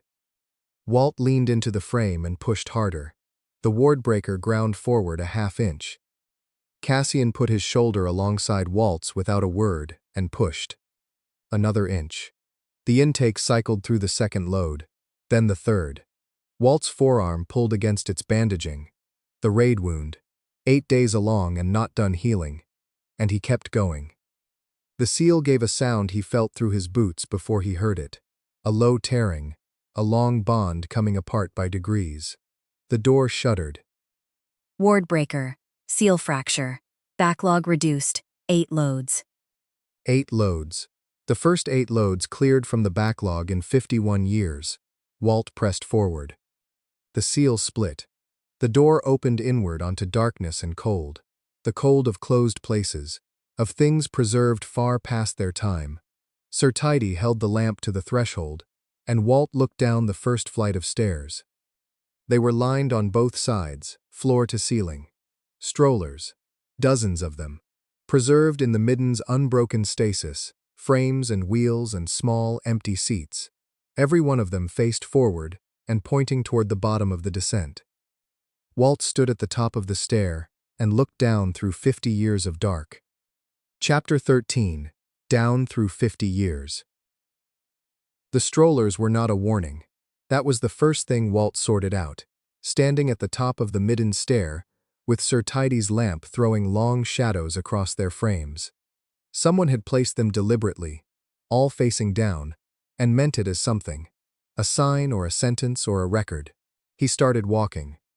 The stairs cut through the midden at a shallow angle, wide enough for 2 abreast, and the frozen refuse pressed in on either side, sealed solid as poured cement. 50 years of unsorted loads compressed by their own weight and held by the stilling, each layer a record of what Veyra had discarded and the city could not receive. The strollers flanked the passage like sentries. A new frame every 6 or 8 steps. Wheels locked, hoods up or down with no pattern Walt could find. Not one had a blanket or a nameplate or a scrap of cloth remaining. Just frames. Just shapes. He kept his eyes on the stairs. Behind him, Sir Tidy carried the ember housing in both arms, the iron-lined cabinet Walt had packed from the forge before the descent, an active ember banked inside at the lowest heat he could hold without losing it. The automaton found each step without looking. The first stratum deposits will be from the immediate years following the stilling, he said. People were still frightened then. The sorting ran fast. Walt said nothing. He passed a stroller with a yellow hood. A bent frame, one wheel canted where something heavy had come down on it long ago. He kept moving. Cassian walked at his right shoulder, the warding rod loose at his side, his breathing controlled and even, the deliberate rhythm of someone who had decided not to think about something until they could afford to. Walt recognized the technique. 11 years of practice. The first stilled came out of the left wall at the third landing. It moved the way they always did. No threat, no aim, just the slow drift of a body, with no friction left, drawn toward warmth by something too faint to call intention. Sir Tidy set the ember housing down and stepped back. Walt had the door unlatched before the husk cleared the refuse line. The dissolution was quiet and bounded. Sorted matter fed through the housing, returning to base soil, the same principle the forge ran at the yard, reduced to what one traveling ember could manage. The husk touched the heat and stopped. Then it settled. Not collapsed, settled, the way a held breath finally releases. The gray preservation drained from it, matter going back to what 50 years of stilling had prevented it from becoming. Dust, fiber, soil. Walt latched the housing. The ember was lower. Reclamation XP. Mus 25. Warded remnant. Will decay, dissolution by controlled method. 712 of them registered to this stratum. Sir Tidy said, picking up the housing again. We cannot clear them all. We clear the ones in the path. They worked down through the second stratum, the third, the fourth. The loads changed character with depth, more organic matter from the middle decades, denser, harder to move through physically. The cart's hold filled faster than Walt wanted. Cassian cleared the passage when refuse pressed forward, bracing loads back with efficient, unhurried motion. The guild craft held in his hands even with everything else he was carrying today. The stilled came in clusters at each landing, drawn by the ember. Walt released them one by one. Sort the surrounding refuse first, feed the housing, wait. Each cycle cost the ember, and the ember wanted replenishment, which meant hand-sorting by lamplight between one stilled and the next. A preserved cloth bundle into organic, a shattered ceramic into mineral, a wax-sealed packet the sift read as warded at 25 XP. A small flare of heat recovered against what was coming. He was trying not to count the strollers. He was counting them anyway. Sir Tidy updated his log between landings. 17 per stratum on average. The ember at this expenditure rate will exhaust before the 9th stratum. I've run the numbers. The stilled below the 8th landing will therefore... Don't finish it, Sir Tidy. The automaton fell quiet. Walt sorted. The ember dropped. He saved the last of it. Petra was waiting at the 7th landing. She had come up through a passage Walt hadn't seen on any guild document, and she stood at the center of the stair, in a gray wool coat with her seal rings still on, and her white hair gathered back, the same way it had been at the hearing. The lines at her eyes had deepened since morning. Her mouth was pressed to the angle of someone who has already made their decision and is past arguing about it. I want you to understand what you are doing, Petra said. Walt stopped on the step above her. He left the cart and the ember housing where they were. We're going through. I know you are. She didn't move. The ward breaker was the last seal I had authority to set. You've broken it. And Cassian... Her eyes went to her grandson. Something moved through her face that she kept away from her voice. Cassian made his choice. I accept that. She looked back at Walt. But I want you to understand what you are choosing, because you have come here, believing I am someone who buried a city's grief, to protect herself. I buried it, to protect the city. Walt waited. He had learned not to interrupt the real argument. The dissolution tide began in the lower midden, Petra said. a collapse in a pre-city cemetery district. The interaction between the heart and the organic decay there became cascading. It moved upward. Stone dissolved in 3 weeks. We had projections. Veyra was gone in 2 years at that rate. She turned toward the dark below them. I had a daughter, Renata, 4 years old. She lived on the 3rd street of the merchant ward, which went in the first 3 months. The landing held that in silence. Sir Tidy had stopped his log. I did not chain the heart because I was afraid of death. She said. I chained it because I had seen what uncontrolled dissolution was. Not soil, not the quiet settling your ember makes down here. Erasure, structural, total, irreversible. And the heart unleashed is that again, for all of Veyra. She looked at Walt directly. You believe you can channel it.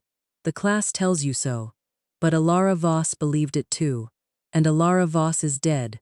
And her desk sat empty for 48 years before you came through. 12 days ago. Bren is stilled, grandmother. My mother is stilled. You told us she was at peace. She is preserved. That isn't the same thing. Petra looked at him. Her face did something Walt had no right to watch, and he looked away. When she spoke again, her voice had gone careful. No, it is not the same. I have known that for a very long time, Cassian.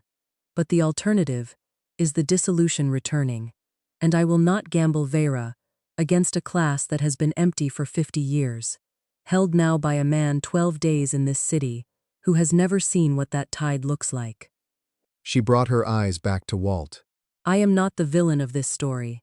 I am the woman who made the only choice available, and I have held to it ever since. Walt had been walking past Strollers for an hour. He was not at his best with words. I know. He said. She went still. I know you believe every word of it. He picked up the ember housing. The metal was cold where the heat had dropped. But you put a verse into a child's mouth, and you wrote down what it would cost him, and you decided that was a number you could live with. So the math's been wrong for a while. That's all I've got. He looked at her. Step aside, alderwoman. She stepped aside. She didn't say anything else. That was almost worse. The last 3 strata passed in silence. The strollers thinned below the 8th landing, or Walt had stopped counting. The refuse here was the oldest in the midden, loads from before the backlog, before the stilling, from whatever ordinary city Veyra had been when it still threw things away like any other place. The stilled down here had waited longest, and settled the hardest when the ember touched them. The last of the ember went at the 9th landing. One more still drifted through the passage below, drawn by warmth already fading, and found nothing. It moved past them, inert, undirected, following a signal from decades ago, and Walt pressed to the wall and let it go. Then he moved on. The core chamber opened at the bottom without ceremony. Low-ceilinged, circular, walls packed floor to ceiling with the oldest refuse Veyra had ever produced. In the chamber's center, a wide circle of floor had been deliberately cleared and kept open through all the years since the stilling, and in the center of that circle, the heart of dissolution sat. It was none of the things Walt had built in his head from Sir Tidy's testimony, not stone, not chain, not a sealed iron engine. A stroller, white, where it had once been. The color survived under 50 years of preserved gray.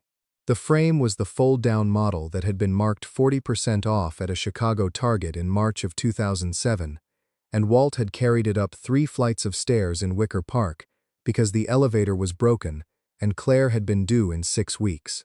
The hood was lowered, the seat was empty. The wheels had never turned on any street. Walt's knee hit the floor before he understood he was kneeling. The backlog counter said nothing. The system said nothing. Sir Tidy held the cold lamp and Cassian stood 1 step back, and neither of them spoke. The stroller sat at the center of 50 years of things that could not be let go, at the bottom of a city that had stopped allowing anything to pass, and Walt's legs would not move. Chapter 14. The Stroller. Walt's knees were already on the stone. He'd been there long enough for Cassian to crouch beside him without saying anything, and long enough for Sir Tidy to lower the ember housing and hold it steady at his side. The stroller sat at the center of the chamber on bare rock, wheels folded, hood down, and the core of 50 years of rot that never happened glowed behind its frame the way heat sits in banked coals. He knew the make. He'd carried it. 3 flights of stairs in Wicker Park, alone, because the elevator was broken and he hadn't wanted to wait for the super. Claire had been due in 6 weeks. The wheels had never touched a sidewalk. Stone shifted at the far wall, a seam that shouldn't have moved. Petra came through it the way she'd come through the guild passage at the 7th landing, without hurry and without apology. Her seal rings caught the ember light. She crossed the chamber and stopped a few feet from the stroller, and she looked at it for a long time before she looked at Walt. She was yours. Not a question. Petra's voice had the flatness of someone who'd said harder things and survived them. The heart takes the shape of what the holder couldn't surrender. For Alara, it was a ledger. For me, when I first found it, a shoe, a child's shoe, size 3. She was quiet for a moment. Mine was 4 years old. Merchant Ward, 3rd Street. Renata. I lost her 3 days before the dissolution tide reached our block, and I sealed the heart to stop the rot that took her. And she has been 4 years old in my memory, for 51 years. She looked at Walt directly. I know what this costs. Walt got one knee under him, then the other. Standing cost him effort his body had no good reason to withhold. The slash along his forearm had dried to a tight dark line, and it pulled when he straightened. He faced her. Cassian said, quiet. She had another way in. He wasn't explaining it. He was just naming it. The way you name a thing you don't have a solution for. I'm not going to stop you with my hands. Petra stepped back from the stroller. A deliberate half-step, giving it to him. I'm telling you what you're choosing. You free the heart. Everything that has been held passes. The stilled pass on. The backlog clears. And Renata, who has been 4 years old for 51 years, is 4 years old for no more years. She spread her hands, the rings dark on her fingers. Or you chain it again, and stand at the bottom of a city, and be near whoever that was made for. The heart holds its shape indefinitely when it's chained. You could stay. A pause. I know what it feels like when someone takes that option away from you. The ember housing put soft orange light across the chamber floor. The stroller sat where it was. He'd bought it on a Thursday in March, the store on Milwaukee Avenue, driven it home in the back seat of a Cavalier, with the straps not yet figured out, because he'd wanted to know it was there. He had carried it through 4 moves. He had never once opened it all the way up to see the empty seat in daylight. That had seemed, for 11 years, like the last kindness he could offer. He walked to the stroller. Sir Tidy stepped forward. Mr. Brzezinski. I know, Walt said. He knelt in front of it. The rubber grip on the handle was soft the way new things stay soft when they've never been worn down. He put both hands on it. He'd been a man who kept everything because throwing a thing out meant it had been used up and was over. He'd dragged 42 years of other people's refuse out of alleys and condemned buildings because at some point he'd stopped being able to tell the difference between salvage and keeping. He'd carried the stroller because carrying it was the only thing he could still do for her. And the whole time the same bargain, worn down to a groove. Keep carrying it, and she'd still be real. I carried it everywhere. He said. His voice came out rougher than he expected. Thought if I didn't put it down, you'd still be real. But you were real anyway, Claire. You always were. His grip tightened on the frame, then released. His breath went out and did not come back the same shape. You can go. You don't have to wait for me. What came undone behind his sternum was not loud. A pressure that had been there since March of 2014, equalized, sudden and total, and his chest did not know what to do with the space. He turned. Sir Tidy, the housing. Sir Tidy brought it without hesitation, and Walt took it with both hands the way he'd taken it on every landing coming down. Steady, the weight of it right and familiar. The forge had taught him this. You didn't destroy the matter. You sorted it by what it actually was, and you let it complete the passage it had been on all along. Common trash back to common earth. Preserved matter to something that could feed a field. You fed it through slowly, managed and bounded. Not a flood, not an erasure. A return. He placed the ember housing against the stroller's frame. Reclamation forge. Controlled dissolution engaged. Heart of dissolution. Active. The light that came out was not fire. It was the same color the forge put out on the first morning he'd lit it in the yard. Quiet orange, steady. The cloth went first, soft and without drama. Then the frame's joints. Then the wheels folding down into the stone floor, with a sound like breath released, and gone. The chain Walt hadn't seen until it broke, a 50-year guild construction woven into the midden's bedrock, snapped in a moment he felt as a change in pressure. Not an explosion, a door opening that had been sealed too long. Petra made a sound. Very small. Walt looked back at her. She was standing with both hands open at her sides, her seal rings dark. Her face had gone past composed into something older, not vindicated, not broken. The muscles around her jaw were working and stopping, like a woman trying to hold a shape that had been dissolving for 51 years. She said, almost to herself. She was still cold. Backlog. Processing. Walt stood. His forearm ached along the slash. His knee was whole, still whole, the way Veyra had made it on the first morning, and he had approximately 4 seconds to register that before the floor moved. It came from below. Not a tremor, something older and slower than stone, the first exhalation of natural decay, returning to a city that had not breathed in 51 years.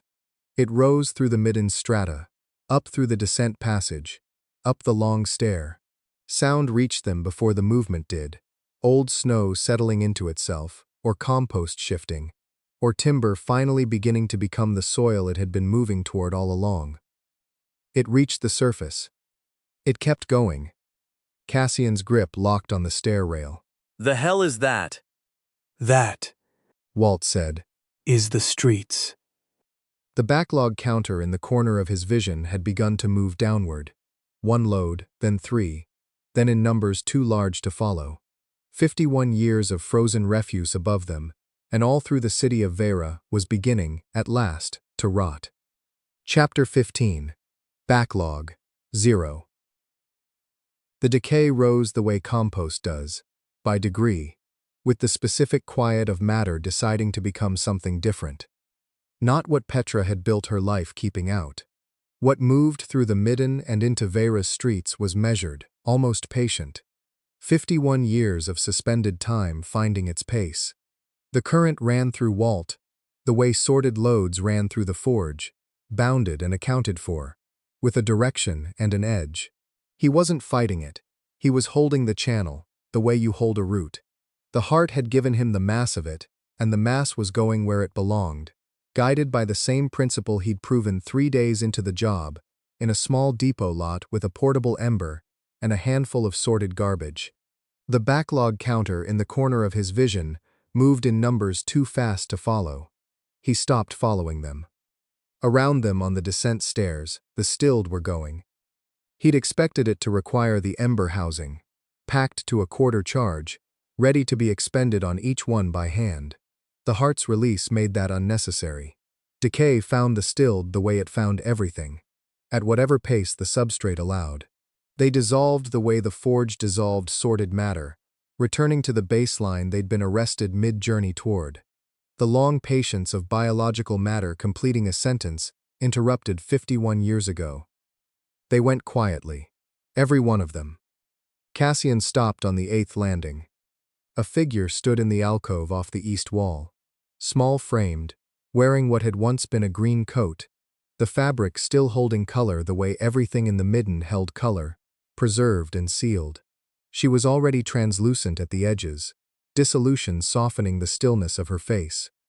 Cassian didn't go into the alcove, his palm pressed flat against the stone beside the opening, not leaning, not support, just contact, and he stood with his shoulder turned in and his jaw locked, and didn't look away. Walt didn't know what Bren had looked like when Cassian was young. He didn't need to know. The dissolution reached her in stages.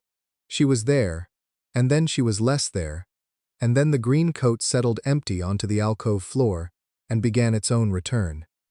The silence after was different from the midden's old silence. That had been the silence of stasis. This was the silence of something finished.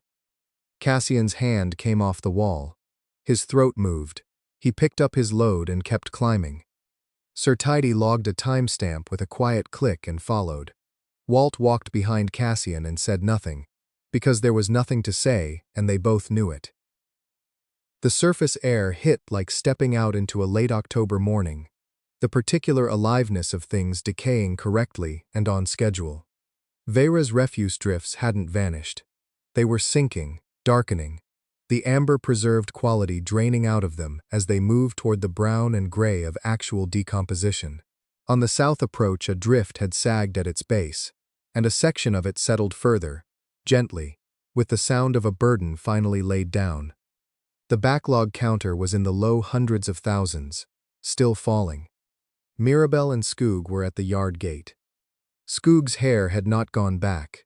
The ash white ran root to ends, and Walt suspected it would stay that way. But the gray was gone from his hands, and he was standing straight, chin up, watching Walt come through the gate with his mouth pressed flat, like he was working hard at keeping something back. Walt gave him a single nod. Skoog returned it and looked at the ground, then back up, and whatever he was keeping back stayed back. That was fine. Walt got 3 steps toward the gate when Mirabelle made a sound. Not a word. The sound that comes before words, when the body receives information the mind hasn't caught yet. She turned south, precisely south, toward the Bellwether Quarter, toward a specific address she had known with exact precision for 51 years, and her hand came up flat against her sternum. Walt stopped. Mirabelle had never lost her footing before. 50 years a clerk, steady-handed in every room she'd been in since before the stilling, and she was not steady now. She sat down on a block of cleared rubble and put her face in her hands and stayed there. Skoog took a step toward her and stopped. Nobody else moved. After a while she looked up. Her eyes were red, and her voice, when it came, had lost its usual precision. Not broken, just smaller, like something structural had come loose in it. She's at rest, Mirabelle said. Yeah. Walt said. That was all there was. He found a clear patch near the forge and sat down. The city made sounds it hadn't made in 51 years. Old wood settling in frames held too rigid too long. Stone aggregate shifting under the weight of accumulated time returning to it. 2 streets over, a drift collapsed under its own returning weight, in 3 seconds. Not a disaster, just work finishing. Claire's stroller was already gone. He had said her name.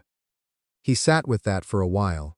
The route habit was still there, his mind tracking the South Quadrant inventory, calculating the next load, the same circuit that ran whether or not he asked it to. He let it run. It had kept him occupied for 11 years, and he didn't blame it for not stopping immediately. He put his hands on his knees and watched the drift settle, and somewhere in the watching the inventory quieted on its own. He hadn't known the silence had weight until it lifted. The backlog counter moved through 5 digits, then 4. Then, in one long cascading fall, the midden's last strata releasing, the 51-year accounting completing its final column, to 3, 2, 1, 0. Backlog, 0 loads. All registered refuse returned to base substrate. Decay cycle nominal. All still designations, resolved. The counter vanished from his vision. 4 seconds of quiet. Then the system returned with the quality of an office that had rehearsed this moment for half a century, and was now, in real time, discovering that rehearsal had not quite prepared it for the actual occasion. Garbage man. Walt Brzezinski. Reclamation complete. 0 backlog certification issued. This office has not issued one in 51 years, 2 months, and 14 days. We want to be transparent with you. We are not certain of the correct formal language for this occasion. We are going to set that aside. Extremely well done. The infrastructure register is open. The condemned land record is cleared. Walt, what would you like to build? Chapter 16. Receipt. The weed was small and pale-stemmed, pushing through the mortar joint in the yard's southeast corner. Walt crouched and pressed his thumb into the soil beside its base. Soft, dark, the smell of something alive. 16 days since the counter went dark. He let the weed right itself and stood and picked up his cart handles and answered the system's question the way he had been answering it every morning, one sorted load at a time. The sorting line ran the full length of the eastern wall now, a double-bench arrangement Sir Tidy had proposed in the 3rd week after the backlog cleared. Voluntary loads had been arriving since then, citizens who brought their refuse without being asked, without law requiring it, because the city had woken up and they had started to understand what that meant. Walt had built the 2nd bench in a morning from reclaimed timber. Sir Tidy had been fussing over the bench heights since the afternoon it was finished. The left side is 3 centimeters low, Sir Tidy said, his knotted measuring cord already out. Consistently, 3 centimeters, every morning. 3 centimeters, Walt said, and kept sorting. A load missorted due to ergonomic fatigue, costs 5 XP, and requires re-examination of the entire pile. I have mentioned this. You have. Sir Tidy folded his cord. He measured the bench one more time, then crossed to check the forge seals. Skug came in through the gate at the second hour, carrying a load from Bellwether South, his ash-white hair pushed back from his forehead. He had stopped flinching at it. 18 loads in the south quarter. He said, setting the cart down at the intake end. 6 more on 3rd Street. Mirabelle says hold 'em. Civic observer's coming. She wants him to see a full cycle. How's the record office handling the new soil assessments? They say the paperwork doesn't have a category for ground that didn't exist before. He grinned at that. Mirabelle told him that's their problem. Walt made a sound that might have been a laugh. Skug took his station and got to work. Cassian arrived in the late morning with rolled documents under his arm. He had stopped wearing the guild colors the day after the hearing. He had not explained this. He had simply shown up the next morning in ordinary clothes and started carrying things, and the moment for explaining had passed without coming back. The Civic Record Office cleared 3 condemned lots in the merchant ward, He said, setting the rolls on Walt's work table at the forge's edge. Mirabelle thinks we can file infrastructure claims on 2 before month's end. The 3rd has a warding complication. What kind? Guild class. 50 years old. A short pause. I'm working on it. You don't have to. That's why I'm doing it. Cassian had his grandmother's economy of expression, raised watching someone work very hard to be believed, and it showed in the set of his jaw more than his eyes. It did not make him his grandmother. She filed no objection to the registry clearing. Cassian said, without being asked. She's in the merchant ward, she said. A pause. She said she was tired. Walt nodded once and asked no further questions about Petra. The system's message came at the 3rd hour of the afternoon, while the forge ran its 4th cycle, and the smell of clean soil had spread as far as the eastern gate. It did not come all at once. The panels arrived the way the system did everything now. In order, itemized, 1 load at a time. System. Reclamation Work Order, 1 Brzezinski. Final receipt. This office has closed all outstanding items against this work order. We are issuing this document because a receipt describes not only what was delivered, but what it cost. We are still uncertain of the formal language for this occasion. We are going to try anyway. Walt set his current load down and stood still. Costs. Itemized. Alara Voss, garbage man, died in service. Year 3 of the backlog accumulation. This office records that she did not abandon the work. Mirabelle, clerk. Reclamation office. Present from year 1 through resolution. No cost was formally assessed against her account. We are noting it regardless. The forge ticked through its cycle. He read on. Yvette, Bellwether South, northeast corner, 3rd floor. Stilled 51 years, 2 months, 14 days. Released, day 14 of this work order. This office did not have a mechanism to expedite this. We are sorry. Bren. Listed as minor dependent in Guild Trust Document 44C. Stilled. Released, day 14. Skug, no surname registered. Curse administered by warded verse to a child who did not consent to carry it. Residual cost. Hair pigmentation. This is not an acceptable line item. We are noting it because it is true. Walt looked across the yard, to where Skoog was bent over the intake bench, white hair pushed back, arguing amiably with Sir Tidy about stacking order. He looked back at the panel. Stilled, 4,122 designated husks, released through midden descent and heart dissolution. Names recorded in full and available on request. They waited. Walt Brzezinski, prior life unrecoverable. This office did not obtain consent for reincarnation under the Backlog Emergency Protocol. We are noting this because it is true. His hands had found the cart handle without his asking them to. He held it. Received. Backlog. Final count, 0. Soil formation. Active at 17 sites across Veyra. Natural decay. Restored. Nominal. Veyra. Alive. The panel held a moment. One more arrived. This office records one additional item, placed at the end because we did not know where else it belonged. Claire Brzezinski. She is not in our system. She does not need to be. We record her here because the work would not have been completed without the resolution of her absence, and a receipt should be accurate. End of accounting. Walt. The infrastructure register remains open. The fourth cycle ran its course. The soil it yielded he set in the bucket without measuring it. He picked up a load, sorted it, set it down, picked up another. Mirabelle arrived with the civic observer shortly after. She glanced at his face, said nothing, and steered the observer toward the sorting line. He found the patch that evening, when the others had gone and the yard had gone quiet. The forge's base had stood on gray powder since he built it. He had not thought much about it. There had always been something more pressing, but the powder in that corner had changed sometime in the past week. Gone soft and dark, the way the soil in the southeast corner had changed, and the shape of it was wrong for the forge's footprint. It was narrow at one end, wider through the middle, with two small extensions at the lower end where wheels would have rested. He crouched and pressed his thumb into the soil. At the center of the shape, a thin, pale stem was already pushing through. He stayed there a moment, thumb in the dark. Then he stood and left it alone.